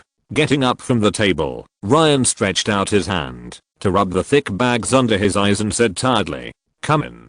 The head nurse of the hospital pushed the door open. "Director, Mr. Jiang Chen has submitted a discharge application for Miss Aisha." "Oh, what? Discharge?" Ryan, who had reacted, almost fell off the chair and quickly stood up with the help of the armrest. "Yes, he wants you to arrange an ambulance immediately to send Miss Aisha back to his home," the head nurse said with difficulty. "How is it possible? She has just escaped from the critical stage and has not even woken up yet. She is far from meeting the discharge criteria. This is simply a joke with the patient's life. If she is discharged at this time, her condition suddenly worsens and cannot be treated in time. If she becomes a vegetable, who will bear the responsibility?" Ryan said excitedly. "But Mr. Dean, this is his order." The head nurse smiled bitterly. Ryan's eyes struggled for a moment and finally sighed. "Approve the discharge application and ask him to sign a disclaimer by the way." "He has already signed the disclaimer." The head nurse took out the form from the folder in her arms. "Then let him do whatever he wants." Pulling the disclaimer from the head nurse, the dean walked out tiredly. Not long after, the ambulance arrived at the door of the villa where Jiang Chen lived. Several doctors and nurses in white coats were busy taking out the stretcher, and accompanied by 2 soldiers, they trembled and sent the person to the villa. 2 nurses carried Aisha to the bed and rehung her up with an forth. "If there is any unexpected situation, please contact us as soon as possible." Out of a sense of responsibility, before leaving, the head nurse still said a few more words and reminded Jiang Chen. "Yes." Jiang Chen smiled and nodded. Seeing that this big shot did not seem as difficult to communicate as imagined, the head nurse secretly breathed a sigh of relief and turned to leave. The door closed and the villa returned to silence. Jiang Chen turned back to the bedroom and sat next to Aisha. Reaching out to push away the hair in front of her forehead and stroked her haggard face, Jiang Chen's Adam's apple moved, and after a long while, he uttered 2 words. "Idiot." Standing up, Jiang Chen raised his hand and took out the smart medical cabin from the storage space. The streamlined shell is pure white. From the appearance, this thing is somewhat similar to the hibernation cabin. The only difference is that it is slightly wider and there is no processor for running virtual reality programs at the head of the cabin. Carefully helping Aisha remove the needle from her arm, Jiang Chen then took off her clothes. Looking down along the indescribable thing that looks like a flower bud, the shallow vestline extends along the soft and fragrant waist all the way to the desolate land. Jiang Chen swallowed his saliva instinctively. However, thinking that this is not the time to be distracted, he quickly gathered his mind. Medical cabin activated. "Please lie down and enter." A soft synthetic voice sounded, and according to its prompts, Jiang Chen gently picked up Aisha, tried to control his rippling mind, and put her into the cabin. "Please inject 300 ml of culture fluid." The storage space opened, and Jiang Chen took out 5 fist-sized black balls from it. This thing is the solute of the special culture fluid for the medical cabin, and it is almost as heavy as an iron ball of the same volume. After the war, the price of one ball was as high as 10 subcrystals. Generally, survivors who have the conditions to use the treatment cabin will only choose to put one in. Although the treatment time is a bit longer, it does not affect the effect. After all, a treatment costs 50 subcrystals, which is not affordable for ordinary survivors. But Jiang Chen doesn't care much. If he didn't know that he could only dissolve 5, no matter how many he added, Jiang Chen really wanted to stuff 17 or 18 in, so that she would wake up quickly. After injecting 300 ml of pure water, Jiang Chen put 5 solutes into the barrel-shaped container and then replaced the lid. The green indicator light flashed, and the canned container made a slight hum. From the transparent glass wall, you can see that the 300 ml solution has turned emerald green and has become a jelly-like viscous gel. The treatment program has been initiated. The respirator was automatically put on, and the hatch of the medical cabin slowly closed, covering Aisha's body. From the transparent part of the shell, it can be seen that the water level of the culture medium in the medical cabin slowly rose and finally covered her whole body. The light blue cursor swept over her body, drew a holographic image of her body at the head of the treatment cabin, and marked the damaged area. The estimated treatment time is 21 hours. Please wait patiently. The soft prompt tone pulled Jiang Chen back from the shock of high technology. If every household installed this thing, clinics and hospitals could be closed. Secretly praising, Jiang Chen reached out and placed his hand on the shell of the medical cabin. Wake up soon. 21 hours passed, and Jiang Chen waited quietly beside the medical cabin. Ding. With a slight sound, the culture medium in the medical cabin slowly sank. At the same time, the hatch slowly opened. The pretty face, which was much rosier, reappeared in front of Jiang Chen. Slowly, Aisha opened her eyes. Looking at Jiang Chen, crystal tears swayed in her pupils. This was the first time Jiang Chen saw such a weak expression on her face. Many of the reproachful words were swallowed in his throat and slowly buried in his stomach. My sleeping beauty, you finally woke up. Smiling, Jiang Chen stretched out his trembling hand and gently stroked her cheek. He almost lost her. Picking Aisha up from the medical cabin, Jiang Chen put a bath towel on her. Although she blushed and said she could do it herself, Jiang Chen still held her in his arms without saying anything and sat by the bed to wipe the water droplets on her hair. Don't do such dangerous things again in the future. Feeling the warmth in his arms that was almost lost, Jiang Chen said with a reproachful tone. Aisha buried her head. I can't promise you. Why? Because protecting you is the meaning of my existence. I'm willing to do anything for you. Ah. Amid Aisha's screams, Jiang Chen suddenly turned her over and threw her on the bed, then slapped her hard on that perky, cannot be described. Snap. Woo. A hum escaped from her throat. Her cheeks instantly flushed, and Aisha clenched her teeth. Feeling the burning sensation from undescribable, she said stubbornly, Why? Why? You actually ask me why? Do you know how worried I'm about you? Jiang Chen said viciously, while raising his hand. Snap. Woo. Another hum. Aisha twisted, and a layer of grievance gradually filled her stubborn eyes. I did it for you. If you really care about me, then take care of yourself while taking care of me. Do you think I'll be happy if you die? I'd rather that group of bastards make a scene here and then one of them runs away alive than see you become like that. This was the first time Jiang Chen got angry at a woman. Snap. Woo. Feeling the burning sensation from behind, Aisha struggled weakly, with crystal mist flashing in her eyes. Panting heavily, Jiang Chen felt a little reluctant as he looked at the 3 bright red 5-finger mountains. His excitement gradually calmed down. After a pause, Jiang Chen changed his tone and asked softly, Do you know you are wrong? Yes. What's wrong? I shouldn't have been so stubborn at that time. I was injured and should have gone. Aisha's voice was filled with a hint of grievance, and she spoke intermittently. She looked like a little girl who had made a mistake and was slapped on the palm by a teacher who caught her in the act. Where to go? To the hospital? Aisha whispered. Yes. Jiang Chen said calmly. He was very scared, afraid that she would do something stupid for him one day. At first, he didn't think Aisha's thoughts were dangerous. It was not until 3 days ago that he realized his mistake. Even if he was a Superman, how much fighting power could he bring out when he was bleeding? Aisha. Yes. Aisha replied softly. Do you think the meaning of your existence is only to protect me? Jiang Chen asked in a gentle tone. Oh. Aisha just buried her head and responded, but immediately raised her little head and cried out in pain. With a snap, another 5-finger mountain was added to that. Cannot be described, and it looked painful. Looking at the bright red, Jiang Chen felt a little reluctant, but he knew that he had to do it. If he didn't correct her point of view, she might kill herself one day. You said you are willing to be my wife. Aisha nodded vigorously in response, but her eyes were full of indescribable grievance. Then pay more attention to your own safety, okay? Just think of it as for me. Jiang Chen looked into her eyes and said seriously. I know.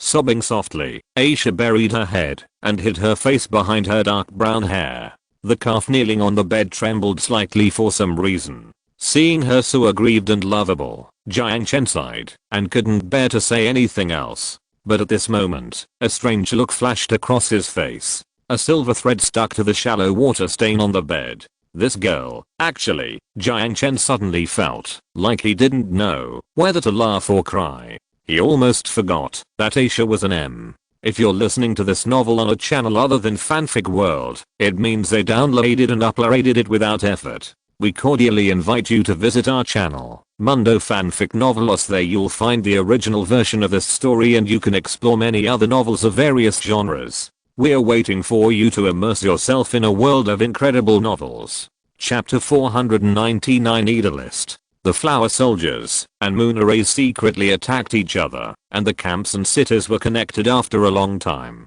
When the white snow melts, there is still white, and when the red flowers fall, there is no more red. For some reason, the sermon that was supposed to end was extended for 2 hours. If there were no guests visiting outside the courtyard, Aisha's grievance would have to continue for another 2 hours. Standing outside the courtyard gate was Natasha. If it weren't for Jiang Chen's order, Aisha really wanted to lock this woman out. Hey, have you recovered? What happened to you? After entering the door of the villa, Natasha frowned at Aisha's limping appearance, but then she smiled, as if she understood something. Aisha looked at her coldly, turned around and stood back next to Jiang Chen. Sniffing the air, Natasha looked at Jiang Chen, who was sitting on the sofa in the living room, with ambiguity.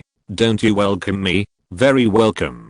Jiang Chen opened his arms exaggeratedly, posing a welcoming gesture, and then pointed to the bottle of vodka on the coffee table with an inviting gesture, and said with a smile, the vodka you've been thinking about. With a smile on her lips, Natasha sat opposite Jiang Chen and crossed her legs comfortably. What you owe me is Moscow vodka, not Koro City vodka. Don't you think it's a bit unromantic to drink strong liquor in the tropics? Aisha, turn the air conditioner to Moscow temperature. Jiang Chen said casually. No, I'm not here to have a party. Natasha rolled her eyes at Jiang Chen, put down her crossed legs, and sat up straight. The employer of the Arrowhead Military Company is Nicola, the Deputy Minister of Defense of the Philippines, and the decision maker is the Presidential Palace of the Philippines. The intention is to kidnap you, and then use your influence to put pressure on the new government, to force it to release the 41 prisoners. Jiang Chen looked at Natasha in surprise. The KGB is on my side? The KGB is on the side of Russian national interests. Natasha smiled. What do you want from me? Jiang Chen asked calmly after smiling. This is just a gesture of goodwill. The Kremlin believes that there is a possibility of close cooperation between us and you. Natasha smiled and shook her head. If there were any conditions for exchange, why would they tell you everything at the beginning?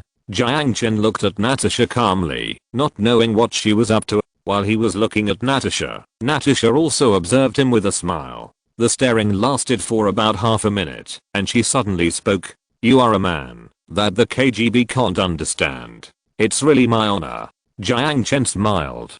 Don't you want to know why? Natasha smiled. If you are willing to tell me. Jiang Chen said indifferently. You always come up with a lot of good stuff. Natasha looked at Aisha and smiled. For example, an injury that would take a month to heal was healed in just 24 hours. To be precise, it was 21 hours. Aisha looked at Natasha indifferently, unmoved by her smile. How many rats did you plant on my island? Jiang Chen sighed. Only me.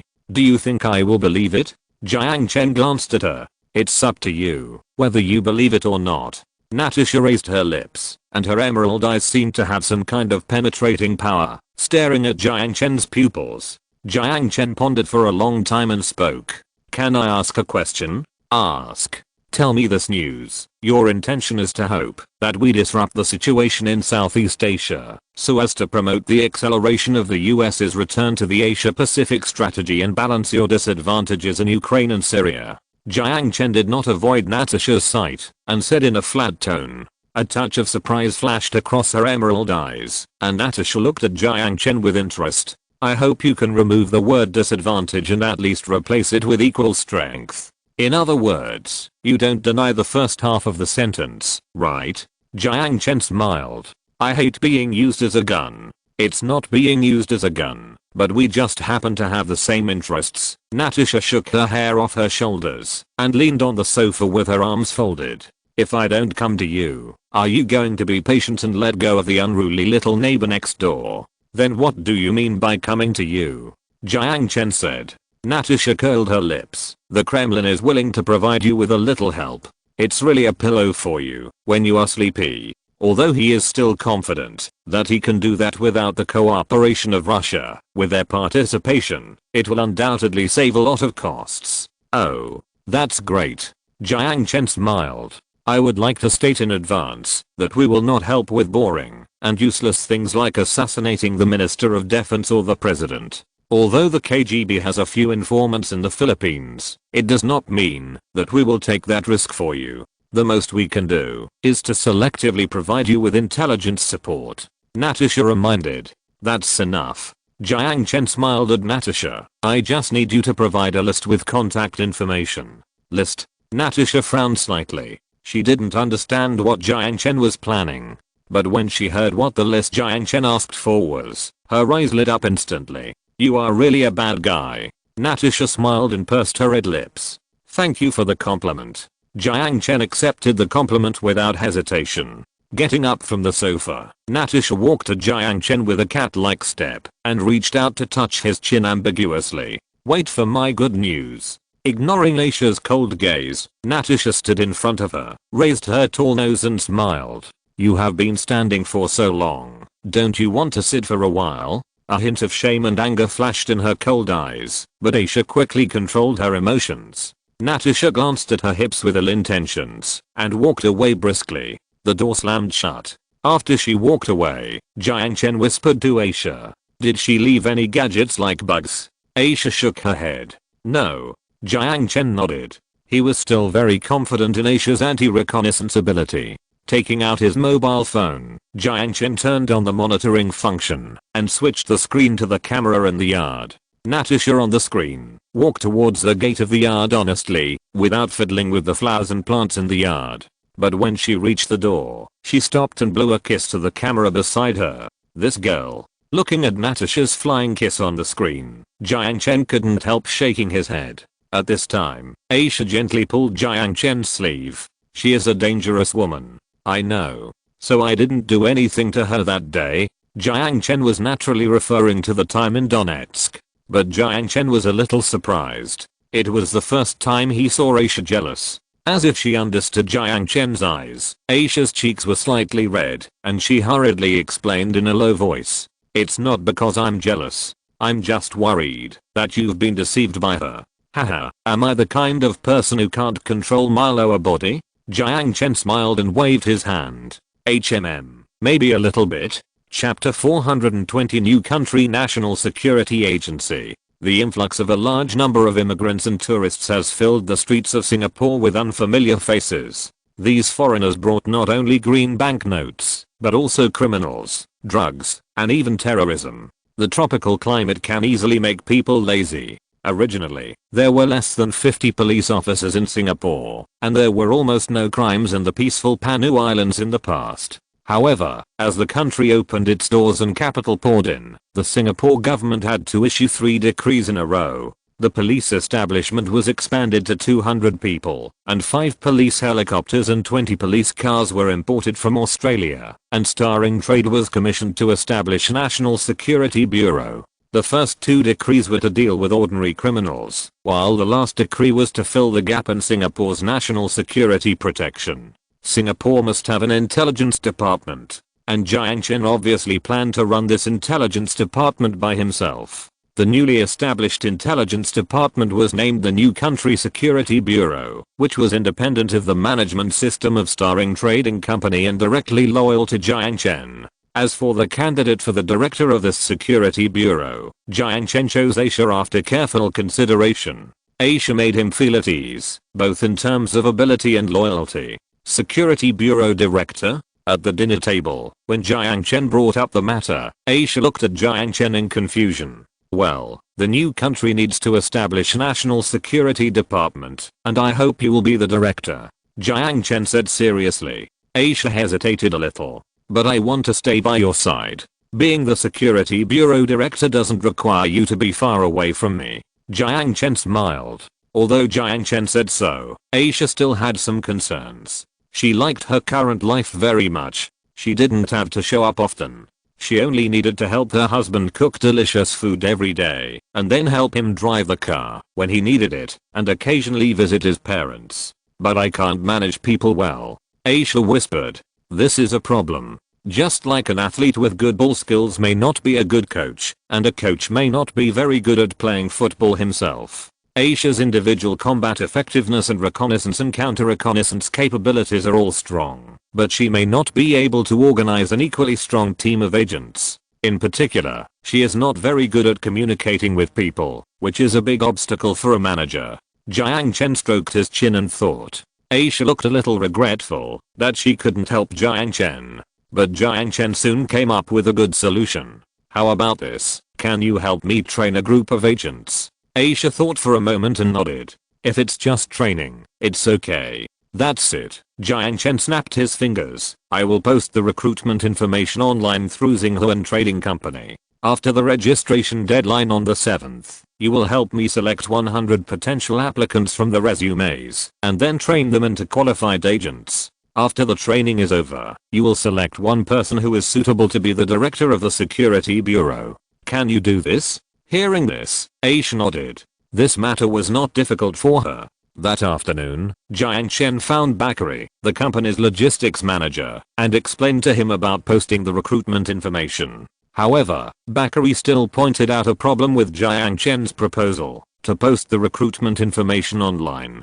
It is not necessarily safe to post a job advertisement on a social networking site. There may be agents from other intelligence organizations among the agents we recruit. Unless we have the ability to find out the details of every applicant, it is difficult to guarantee that such a thing will not happen. I suggest that it is more reliable to actively select candidates. Take the British MI6 as an example. Its method of recruiting agents on the campuses of famous universities is mainly based on the so-called pat on the shoulder. This means that a university tutor who has worked for an intelligence agency will find a suitable candidate, and then he will take the opportunity to pat the student on the shoulder and invite him to talk. If the student is interested, he can join MI6. If he is not interested, he can choose to refuse. Although selecting agents by actively selecting agents is very safe, it is not very efficient. Jiang Chen cannot spend 2 or 3 years to select these 50 agents. Don't worry about that. I naturally have a way to investigate everyone's details. Jiang Chen smiled. Are you kidding? What secrets can't be dug out by truth serum? Even a senior KGB agent can't stand the torture of that thing. Seeing Jiang Chen say this, Bakary stopped trying to dissuade him. He knew that his boss had many unknown secrets. Perhaps he had other undisclosed channels that could investigate a person thoroughly, but he didn't intend to be curious. He just did his job well. Just like that, an interesting or suspicious recruitment information appeared on large social networking sites such as Facebook and Twitter. Do you want to do something valuable?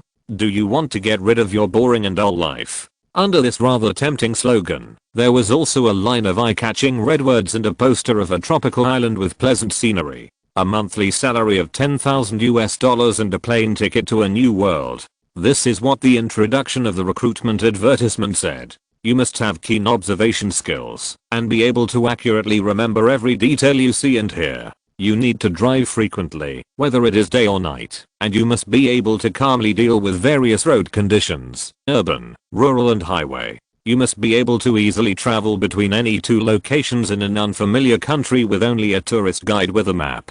This job is very changeable. Therefore, you must be able to make the most intelligent decisions in the shortest time. Due to work requirements, you may not be able to contact your family for a long time.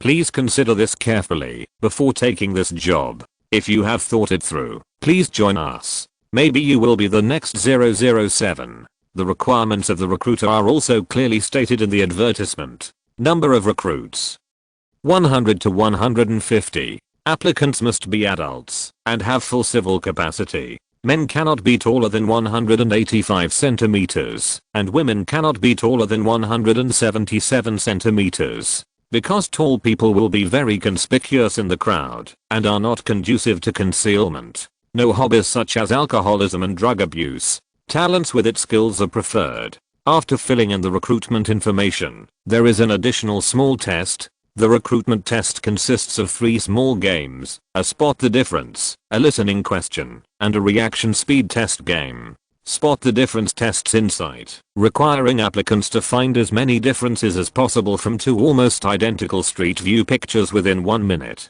The listening question does not test language ability, but the ability to accept information. For example, the question is 8 people got on the bus, 5 got off, and 9 got on after 2 stops. After the question was finished, the last question was how many times the bus stopped, how many people got on at which stop, etc. If the answerer only focused on calculating how many people were left on the bus, it would be a pity. The reaction speed test question is easy to answer. It is to play an action game to see how many points the applicant can get, so as to test his reaction speed. After the 3 small games are completed, the applicant's job application information and test results will be sent to the server of Starring Trade.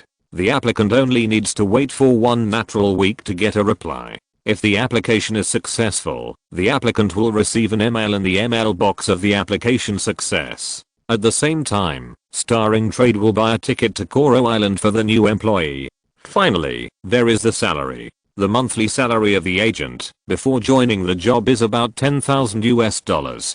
After 80 days of high-intensity training, the monthly salary will rise to $15,000, and there is no need to pay personal income tax. Even in developed countries, this is a considerable salary, or thrilling experience, an enviable salary. Just as Jiang Chen expected, within 2 days of the recruitment information being spread on the social networking site, the server of Starring Trading Company received thousands of electronic resumes, and this number has exploded in the next few days. Chapter 421, New Ghost Agents. It has to be said that teenagers and adults in European and American countries are very easy to fool. A society with high welfare can make people not have to work and not have to worry about starving to death, but it can also easily wear down people's will. Why do so many people foolishly run to us to be cannon fodder and sex slaves? In the eyes of most people in developing countries, this is incomprehensible stupidity.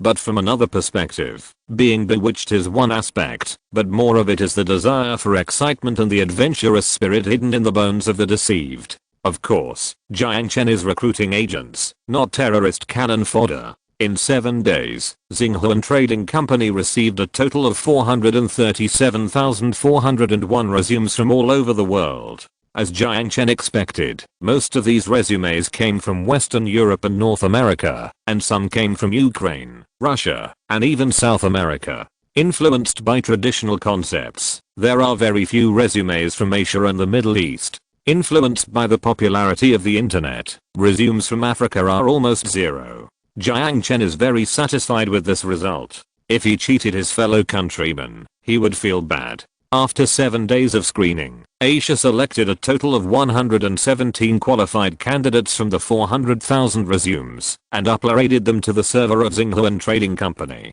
Then, Bakary sent a reply email to these applicants and arranged their air tickets and exit procedures. These people will take different flights, make 3 transfers, and finally arrive in Melbourne, and then take a charter flight to Coral Island. On the third day, on the sunny Coral Island, more than 100 young and beautiful figures walked out of the airport. They carried colorful suitcases, wore beach vacation casual clothes and sandals, just like a high school organizing an overseas study tour. Their skin colors and faces were different, but most of them were white. Such a dense crowd of foreigners appeared at the airport at the same time, attracting the attention of passers-by. Even though the number of passengers in Singapore has increased recently, this situation is really rare. Standing not far away on the street, Jiang Chen asked Aisha with a frown on his face, "Why do you only find girls?" Aisha tilted her head and said in a matter-of-fact tone, "Didn't you let me choose at random?" Although Jiang Chen didn't care much, in Aisha's traditional concept, a qualified wife should not have too much contact with men other than her husband, let alone training, which requires frequent contact. So, although 80% of the applicants were men, she stubbornly selected these 100 people from the remaining 20%. However, out of trust in Aisha, he had not asked about the information of those selected before. Jiang Chen was speechless and sighed as if he had a headache.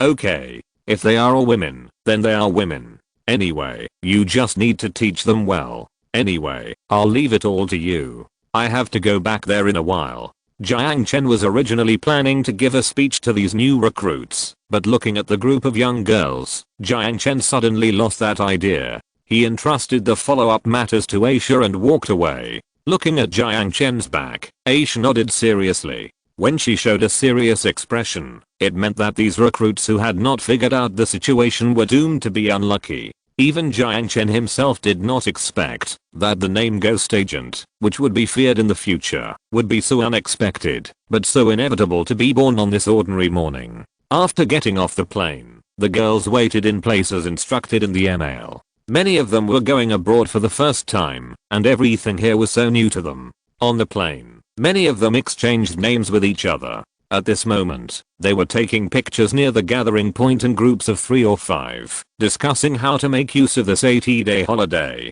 The people from the starring trading company did not keep them waiting for long. 3 buses soon stopped in front of them. 6 female soldiers wearing mechanical exoskeletons and a girl with an indifferent expression walked up to them. Aisha took the list and did a simple roll call. Crossed out the 7 people who had not reported, and then divided the remaining people into 3 teams, and assigned seat numbers to each person. The girls stuffed their suitcases into the trunk with laughter, and then boarded the bus in order, just like a school outing.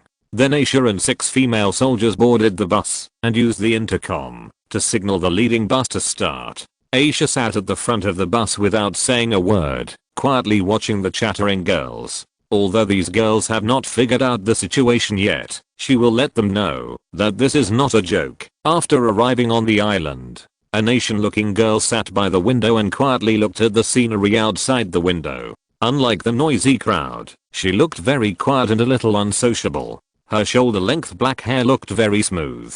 If she wore a pair of glasses, she would really have the feeling of a literary girl. "My name is Bernice, from California. What about you?" Sitting next to her was a blonde white woman, who was chewing gum, and looking at her with a smile. From her appearance, she should have just graduated from college. "ZHUU, Michigan." ZHUU said softly. Hearing this, Bernice's eyes lit up. "Michigan? My grandmother is also there. I spent 3 years there, when I was a child. You don't seem to like talking?"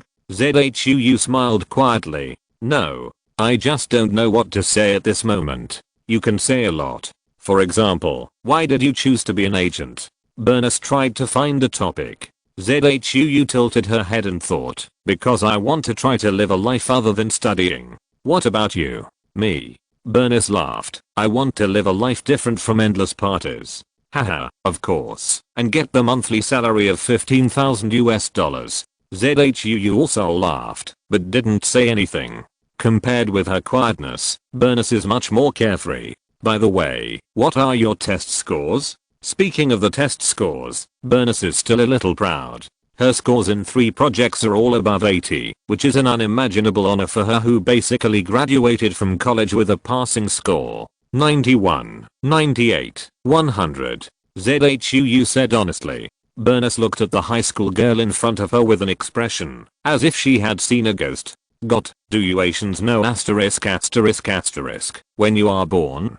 ZHUU just smiled and didn't answer. She had heard enough similar praises in school. The reason why she chose to run away from home and come to this place was to escape from the planned life. Although she was an adult, she still had a lot of courage to make this decision, as her life had always been planned by her parents. But she believed that it was worth it. However, what she didn't know was that in less than 2 hours, she regretted her behavior. Before signing the work contract, Xinghuan Trading Company kept reminding her, "This is not a joke." Chapter 422 Announcement, rewritten. First of all, Chengxing would like to apologize to everyone here. I saw that many people in the book review area were dissatisfied with chapter 412. Later, I looked back and found that the plot design there was indeed not very good. For example, the machine gun got stuck, and the plot that creates conflict should not be so vague. I also felt a little uncomfortable watching it. I'm really sorry. No matter what, as a writer, if the readers are not happy, it must be my fault. So I rewrote that chapter, starting from about 500 words. It's the new year, and there are many people at home. Sometimes I may have drunk too much, and I'm not thoughtful enough to consider the plot when typing. I hope that all book friends will correct and forgive me. Thank you. In addition, it may take a while for the Kiddie and server to synchronize, so I will post this chapter late at night. No one should be reading the book at this time, and it should be synchronized in the morning. Finally, can I ask for a vote? Chapter 423 Devil Training. 3 tourist buses drove to a hospital, where they were injected with something that was said to be an antiviral vaccine. However, after the injection, they lost consciousness. In a trance, they heard someone asking them whether they have any experience in intelligence work, and they all answered honestly. Later, when they woke up in a daze, they found themselves on a yacht. Bernice screamed and reached out to touch her clothes. After finding that she had not been violated, she calmed down. The other girls on the yacht reacted in a similar way. I believe that any woman who wakes up after being knocked unconscious will first check her clothes. What happened? ZHUU frowned slightly. Although her personality is relatively quiet, she still felt a little anxious in her heart when facing this obviously abnormal situation. At this moment, someone suddenly collapsed. I knew it was so weird. Why are they recruiting both men and women, but only women are chosen? It must be that. Whoa, I want to go home, Dad. A blonde woman about 20 years old knelt on the ground, grabbing her hair in pain. People looked at her in surprise. It must be said that fear is contagious, especially in a closed space. Some people began to cry, some pounded on the windows and shouted, and some tried to make a phone call, but the signal was obviously blocked. The door is locked. ZHUU walked back to Bernice. Why are you so calm? We might be sold to Africa to be sex slaves. Bernice's voice was trembling with a trace of panic. Even if we were sold, we wouldn't go to Africa. Because panicking can't do anything. ZHUU shook his head and sat next to her. To be honest, she was also scared, but when she found that even fear would not help, she quickly calmed down. What the girls in the cabin didn't know was that their every move was recorded by the camera and was seen by Aisha, who was sitting in the captain's room. The Asian guy was good and quickly controlled his emotions. The Italian guy was also good and was trying to calm the emotions of his friends around him. That, in addition to the camera, the Eponasia's left wrist also displayed everyone's heart rate. When they were injected with truth serum, they were put on electronic collars. After the private doctor hired by Jiang Chen was familiar with the spinal nerve chip implantation technology, the electronic collars on their necks would be replaced with slave chips. At this moment, Aisha was recording everyone's performance in the face of crisis in a notebook while thinking about the focus of everyone's training. All this knowledge about agent training was learned from the virtual reality training cabin. Because the number of training cabins is limited, the training method for these agents is still mainly physical training plus injection of genetic drugs, supplemented by virtual reality helmets. After 5 hours of slow sailing, the cruise ship anchored next to a small island. This deserted island is about 5 square kilometers and is located near the easternmost end of the Panu Islands. The island has lush vegetation and a small hill. There is a hotel on the hill, but it has now been converted into a military camp. 6 female soldiers with live ammunition opened the door of the cabin and pointed their guns at them to drive them onto the speedboat to the island under their horrified eyes. After more than 10 round trips, the 110 people finally landed on the deserted island. After landing on the island, Aisha, who was obviously dressed as a superior, appeared in front of these recruits. When they saw that the person in charge was a girl, everyone secretly breathed a sigh of relief, but then people's emotions broke out. "Where are our suitcases?" A blonde European came up and questioned Aisha face to face. Judging from her cool belly exposing t-shirt and sunglasses hanging on her neckline, she looked like she was on vacation. "After 80 days of training, you can meet them," Aisha said indifferently. 80 days? You're going to confiscate our gifts. You can't do that. I want to go home. I quit. Now. The blonde woman, who was half a head taller than Aisha, said aggressively. "It's clearly written in the contract that the moment you become an agent, you give up your original nationality, join this new collective, and absolutely obey the collective's orders, even if you sacrifice for it." The beautiful woman's face turned pale, and her lips trembled. No one read the contract word by word. Even if they did, they just regarded those few lines as a routine statement. Just like conscription, although it says that you may sacrifice, you will not really be asked to die. That contract. Yes, it's illegal. You have no right. This is a new country, and it complies with the laws of the new country. Aisha said indifferently. "You bastard. Let me go back." The beautiful woman rushed forward and stretched out her hand to strangle Aisha's neck. However, Aisha only glanced at her and casually pinched her nail-painted claws with one hand and then hooked her calf with one foot. The action was done in one go. Before she could come to her senses, the person felt that the world had turned upside down, and then she fell heavily to the ground and was pressed into the sand by a hand. At the same time, a pistol was pressed against the back of her head. Seeing this scene, the crowd burst into shrill screams and retreated in fear. But behind them was the beach, and there was no way to retreat. The boat that sent them here had already sailed away, and the entire island was isolated from the world. The person's teeth were chattering, and he didn't even know that sand had entered his mouth. "No, don't kill me. I was wrong. The commander has the right to execute deserters. This is a warning." Aisha pulled the trigger. Bang. The beautiful woman who was pressed to the ground shrank back in fear, trembling all over as she looked at the bullet hole 2 inches away from her face. The bullet hole was still emitting pungent green smoke. Ah! The girls on the beach burst into even more shrill screams, but Aisha just watched it all expressionlessly. Jiang Chen's order to her was to train a team of agents capable of performing various tasks, and she would complete this task at all costs. "Tie her to the tree and untie her after 24 hours. Aisha said to the female soldier beside her in a voice that everyone could hear. Yes. 2 female soldiers stepped forward, dragging the struggling beauty towards the coconut trees on the beach in full view of everyone. Aisha closed her eyes. She was not a cruel person, but when she had to do something like this, she would not have any extra mercy. Even if he asked her to kill everyone present, she would do it without hesitation. This deserted island is 200 nautical miles away from Koro Island. If you think you can swim there, I just want to remind you that you may encounter sharks on the way. I believe you have noticed that an electronic collar has been put on your neck, which will record your location information and heart rate fluctuations. The person who tried to cut it with a nail clipper can stop now. Forced destruction will trigger the collar's self-destruction mechanism, just like this. As she said that, Aisha took out a collar and threw it on the sand, then took out a dagger and threw it over. The sharp dagger cut off the electronic collar, and then the electronic collar exploded in full view of everyone. Although the explosive equivalent is very low, it is more than enough to blow off a person's head. Any betrayal will trigger the collar to self-destruct. Please abide by the promise of loyalty in the contract you signed.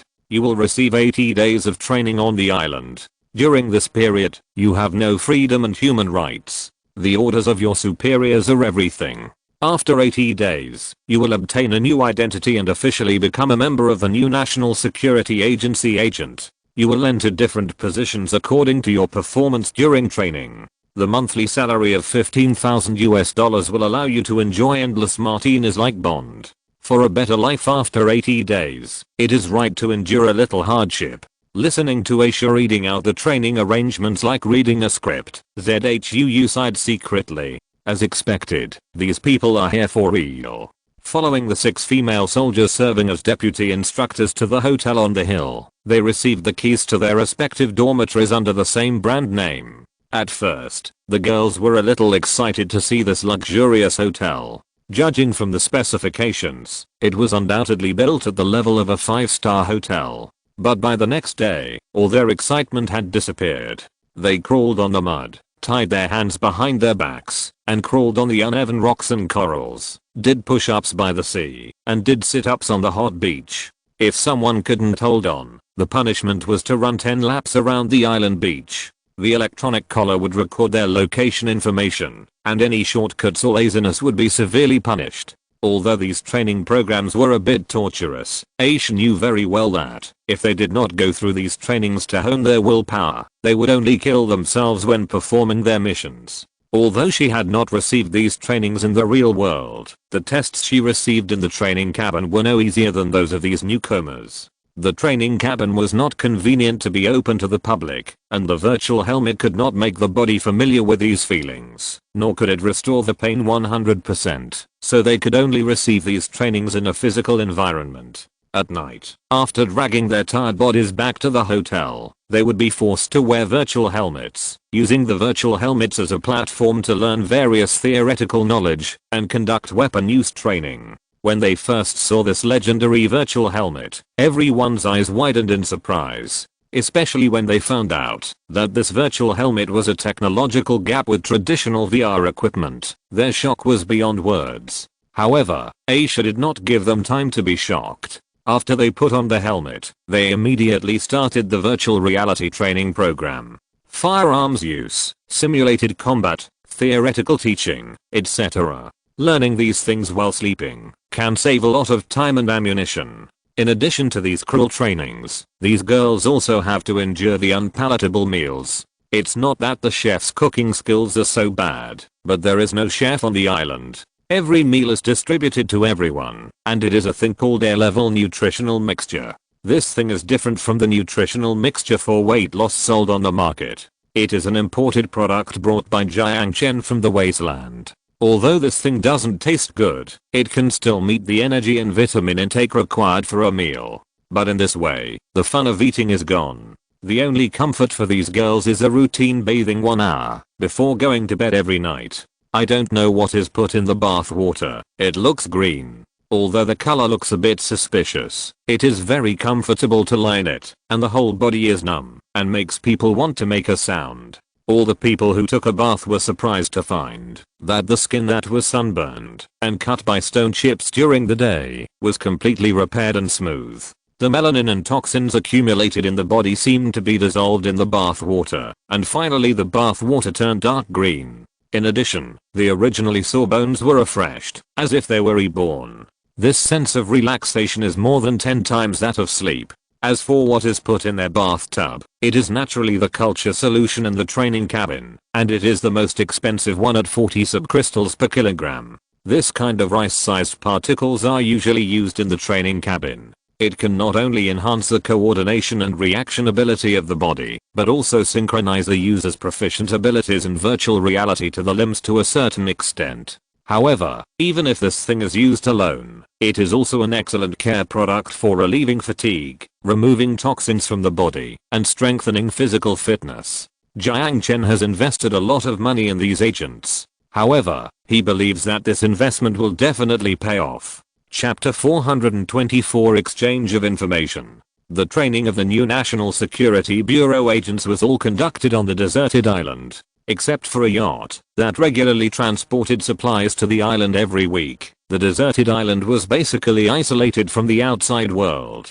Thanks to this, Jiang Chen had no chance to see his lovely Aisha during these 80 days. However, when Aisha was busy training those female agents, Jiang Chen was not idle either. A sound intelligence department cannot be composed of only agents. Logistics dispatch, organizational planning, telephone monitoring, customs monitoring, and other series of projects all require internal staff to carry out. Of course, the establishment of these new departments was mainly done by Bakary, but Jiang Chen also participated in it. The establishment of these departments requires the cooperation of a series of government agencies such as the Network Communication Department, the Customs Department, the Police Headquarters, and so on. The work that Jiang Chen needs to do is to complete the policy coordination. On the other hand, Jiang Chen logged into the mailbox that Zilei gave him, downloaded the files in it, and then took it to the end of the world and handed it to Yao. Although there was no codebook, with the computing power of supercomputers and the technical means of artificial intelligence decryption, Yao only took 2 days to complete the decryption of the encrypted file, or archaeology. According to Yao, this work is a bit time consuming, but not very tiring. After browsing the decrypted file, Jiang Chen couldn't help but frown. The Willy Society did target him, and it started about 3 months ago. As for the reason for investigating him, the document did not explain in detail. It only generally recorded the maritime patrol activities of the starring trading company and the inflow and outflow of materials on the Crescent Island. Because the spy's lurking time was short, he didn't even get to the Crescent Island, and was dug out only when he was an ordinary civilian staff member, so the leaked intelligence was not important. On the other hand, the Willy Society's influence in the Far East is very weak. After all, this organization was originally supported by NATO to cause trouble to the Soviet Union, and its main area of activity is now only Ukraine. It is undoubtedly a bit of a pipe dream to want to reach out to the new country. After confirming the identity of the spy, Jiang Chen immediately sent the spy's photo and identity information to Ivan, asking him to catch the rat hidden inside the starring trading company. However, Ivan said with regret that this person had resigned a month ago. After checking the entry and exit records of the airport, it was found that this person chose to leave the country shortly after leaving the company. A month ago was exactly the time when Zilei intercepted the email. Perhaps realizing that his identity had been exposed, the spy immediately chose to escape after receiving the news of the intelligence leak. When Zilei sent the contents of the email to Jiang Chen, the spy was likely to have escaped. The clue was interrupted. In addition to instructing Ivan to strictly examine the new employees, Jiang Chen also approved him to use a small amount of truth serum when necessary to ensure that the spy would not be mixed in again. This can be regarded as a way to make up for the loss. After finishing these things, it was almost late July. According to the news from Sun Jiao, the issuance of the virtual reality online game internal test qualifications is nearing the end, and the selected internal test players will be arranged to go to the new country at the end of July at the latest. After dealing with this matter, Jiang Chen should go back to the end of the world. But before dealing with this matter, he planned to teach the Philippines a lesson. These days, he has been waiting for the list that Natasha promised to provide him. Now, this matter has finally come to some conclusion. At the entrance of the villa, "Where is your little beauty? She has something to do," Jiang Chen said with a smile, after inviting Natasha in. For example, training agents in a secret base. Natasha raised the corner of her mouth and asked with a smile, "Who knows?" Jiang Chen smiled without comment. "There are 3 Russian citizens. We suspect that they may have gone abroad to apply for a special position," Natasha said with narrowed eyes. "It's just a possibility. Although Xinghuan Trade has recruited a group of agents, all applicants are adults and have full civil capacity," Jiang Chen said calmly. "Anyway, in the new country, he has the final say on whether they are adults or not. According to the laws of the new country, in addition to the legal adult age of 18, the court can determine whether a citizen is an adult based on whether he has a stable income. When they arrived in the new country, the future agents had already automatically joined the new country's nationality. Okay, I'm not here to ask you for anyone." Natasha stretched out 2 fingers, took out a list from her collar, and handed it to Jiang Chen's chest with a smile. "The list you want." Jiang Chen reached out to take it, but was moved away by Natasha. Raising his eyebrows, Jiang Chen looked at her inquiringly. Don't you mean something? Natasha teased. That look seemed to be hinting at something. Unless his brain was what, Jiang Chen would never choose to have an in-depth exchange with a KGB woman. Jiang Chen curved his lips playfully, but did not do as Natasha wished, but took out his mobile phone. Give me your email. Natasha looked at him suspiciously, then revealed her email. Soon, an email was sent to her mobile phone. This is. After clicking on the email, Natasha's eyes suddenly changed. The identity of the Willy agent has been confirmed. He fled from New China to France a month ago. His level in the organization is unknown, but I think the KGB may be interested. In addition, there is a codebook related to some documents from Poland. You said that we can cooperate on intelligence. Just now, Jiang Chen sent the photo of the Willy agent, his identity information, and the codebook that Yao got when deciphering it to Natasha's email. Although New China is temporarily unable to hunt down the mice that have already fled the country, it only needs to find a cat that can reach there. Jiang Chen found a polar bear who was also interested in Willy. Of course he's interested. Our agents will warmly invite him to Budrika, where they can have a glass of vodka. Also, thank you for your codebook, it's been a great help. Natasha smiled, turned around and walked towards the door with great vigor. Budrika, the notorious Budrika prison. Jiang Chen mourned for the unfortunate guy for half a second. Although he didn't know how much influence the KGB had in Western Europe, judging from Natasha's reaction, the KGB was still very confident in catching the spy whose identity was exposed. When she reached the door, Natasha stopped as if she remembered something, turned around and added, by the way, the warships and submarines you ordered will be delivered in December. Now you can prepare for the seamen to go to Moscow for training, and they will take care of their own food and accommodation. They will arrive in Moscow within 7 days. Jiang Chen said. By the way, do you need Russian weapons to cause trouble for your neighbors? No need, we have already solved the issue of arms. Jiang Chen raised a smile at the corner of his mouth. Since the purpose is to cause trouble for America's allies, it would be more interesting to use American-made weapons. Chapter 425 Goodbye Roberts. Mindanao is the 14th largest island in the world and the 2nd largest island in the Philippines after Luzon. It is also the area with the most frequent terrorist activities in the Philippines, and is known as the home of terror. There are currently 2 anti-government armed forces in the Philippines, namely the Moro Green Liberation Front, MGLF, and the Moro National Liberation Front, MNLF. The latter was originally the strongest rebel organization, but due to conflicts and reduced foreign aid, it split into 3 factions, 2 of which advocated national autonomy in the Mindanao region, and the other advocated that the Mindanao region secede from the Philippines and establish an independent country. The former is currently the largest anti-government armed force in the Philippines, with more than 10,000 armed personnel, and was split from the autonomy faction of the MNLF. Under pressure from the regional situation, the Philippine government finally reached a preliminary agreement with the former in 2012, promising to establish the Bangsamoro, that is Moro State, on Mindanao Island in the southern Philippines. But it should be noted that this is not an independent country, but an autonomous region with greater power attached to the Philippine system. So the question is, although the Philippines has met the political demands of the MILF, it has turned a deaf ear to the political demands of the MILF. At the same time, even within the MILF, there are many voices advocating the establishment of an independent country, rather than being satisfied with the status quo of a sub-state. It is for this reason that after the Aquino government and the MILF, which split from the MILF, formally signed the Peace Framework Agreement in Manila, the founder of the MILF, Missouri, immediately stood up to oppose the signing of the Peace Framework Agreement and threatened to restart the armed struggle. Obviously he did not lie. The Zamboanga City massacre occurred in 2013. On September 10th, 300 MILF militants attacked Zamboanga City in western Mindanao and engaged in fierce exchanges of fire with local garrisons. Until 2016, the rebel activities in Mindanao have not stopped.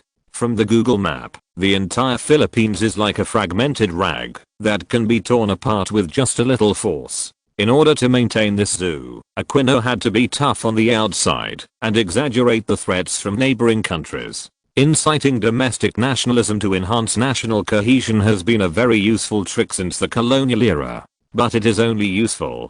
Jiang Chen plans to start from Mindanao as the first step in dismembering the Philippines. As the second largest island in the Philippines, it not only has rich mineral resources, but also the most intense racial and religious conflicts. He doesn't even need to fan the flames. He just needs to stand next to this pile of dry wood and give the people who are ready to make a move a coveted lighter, and they will rush over and ignite this bonfire called rebellion.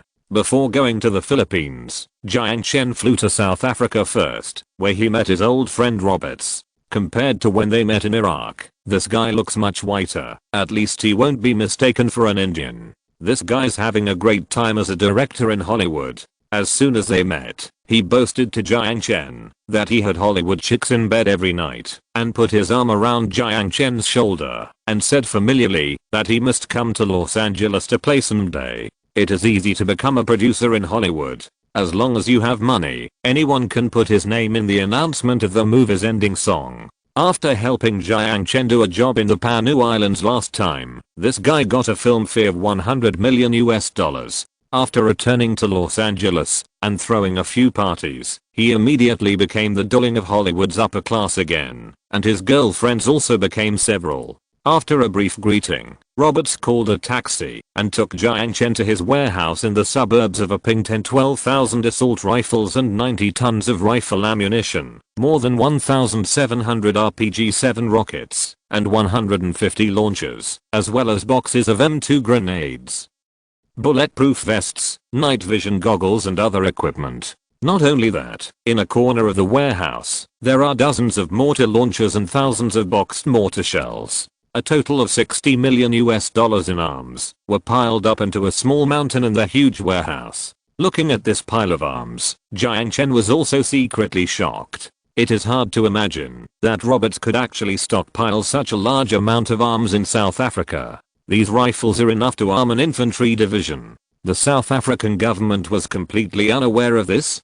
Of course, Jiang Chen would rather believe that he had already established connections from the customs to the procuratorate, so that some people acquiesced to his behavior. This is the last batch of goods to be stored in the warehouse. Roberts closed the door of the warehouse and handed the key to Jiang Chen. He lit a cigarette. I have been trying to distance myself from the arms business since I came back from Iraq. I originally planned to sell this batch of goods to the dictator in West Africa at a low price. But I heard that you wanted it, and now it is yours. Actually, it's almost the same. Anyway, it has been in the hands of the dictator. Jiang Chen took the key and teased.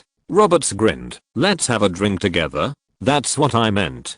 Jiang Chen gladly accepted his invitation. The two found a restaurant in the suburbs of Uppington, ordered a table of South African specialties and a few bottles of beer, and started eating while chatting. It's interesting to chat with Roberts. The language is humorous, but the most important thing is his rich life experience. This guy has been doing arms business with Mexican gangs since he was 17 years old. Later, he got in touch with the people of the US Department of Defense by chance. From the Ukrainian arms business to Iranian crude oil, he went from being prosperous to being on the FBI blacklist.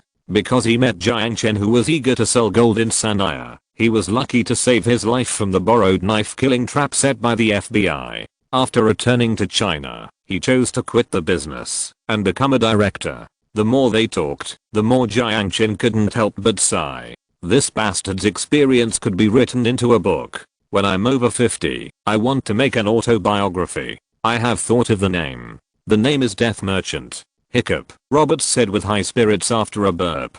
But Jiang Chen couldn't help but pour a basin of cold water on him. At the rate you spend money, you'll probably have to go back to your old job when you're in your 40s. Roberts chuckled and waved his hand holding the wine glass. Hey, not a big deal. If you make a name for yourself in Hollywood, your future is no worse than working in the arms business. Have you heard about Avatar 2, which will be released in December this year? Remember to look for my name in the end credits. Would a normal person go to see that thing? If there were no end credits, people would usually leave after the credits started. Not wanting to dampen his old friend's enthusiasm for the film industry, Jiang Chen changed the subject and asked casually, "Where's Nick?" Didn't he come with you? He made his debut. Roberts grinned.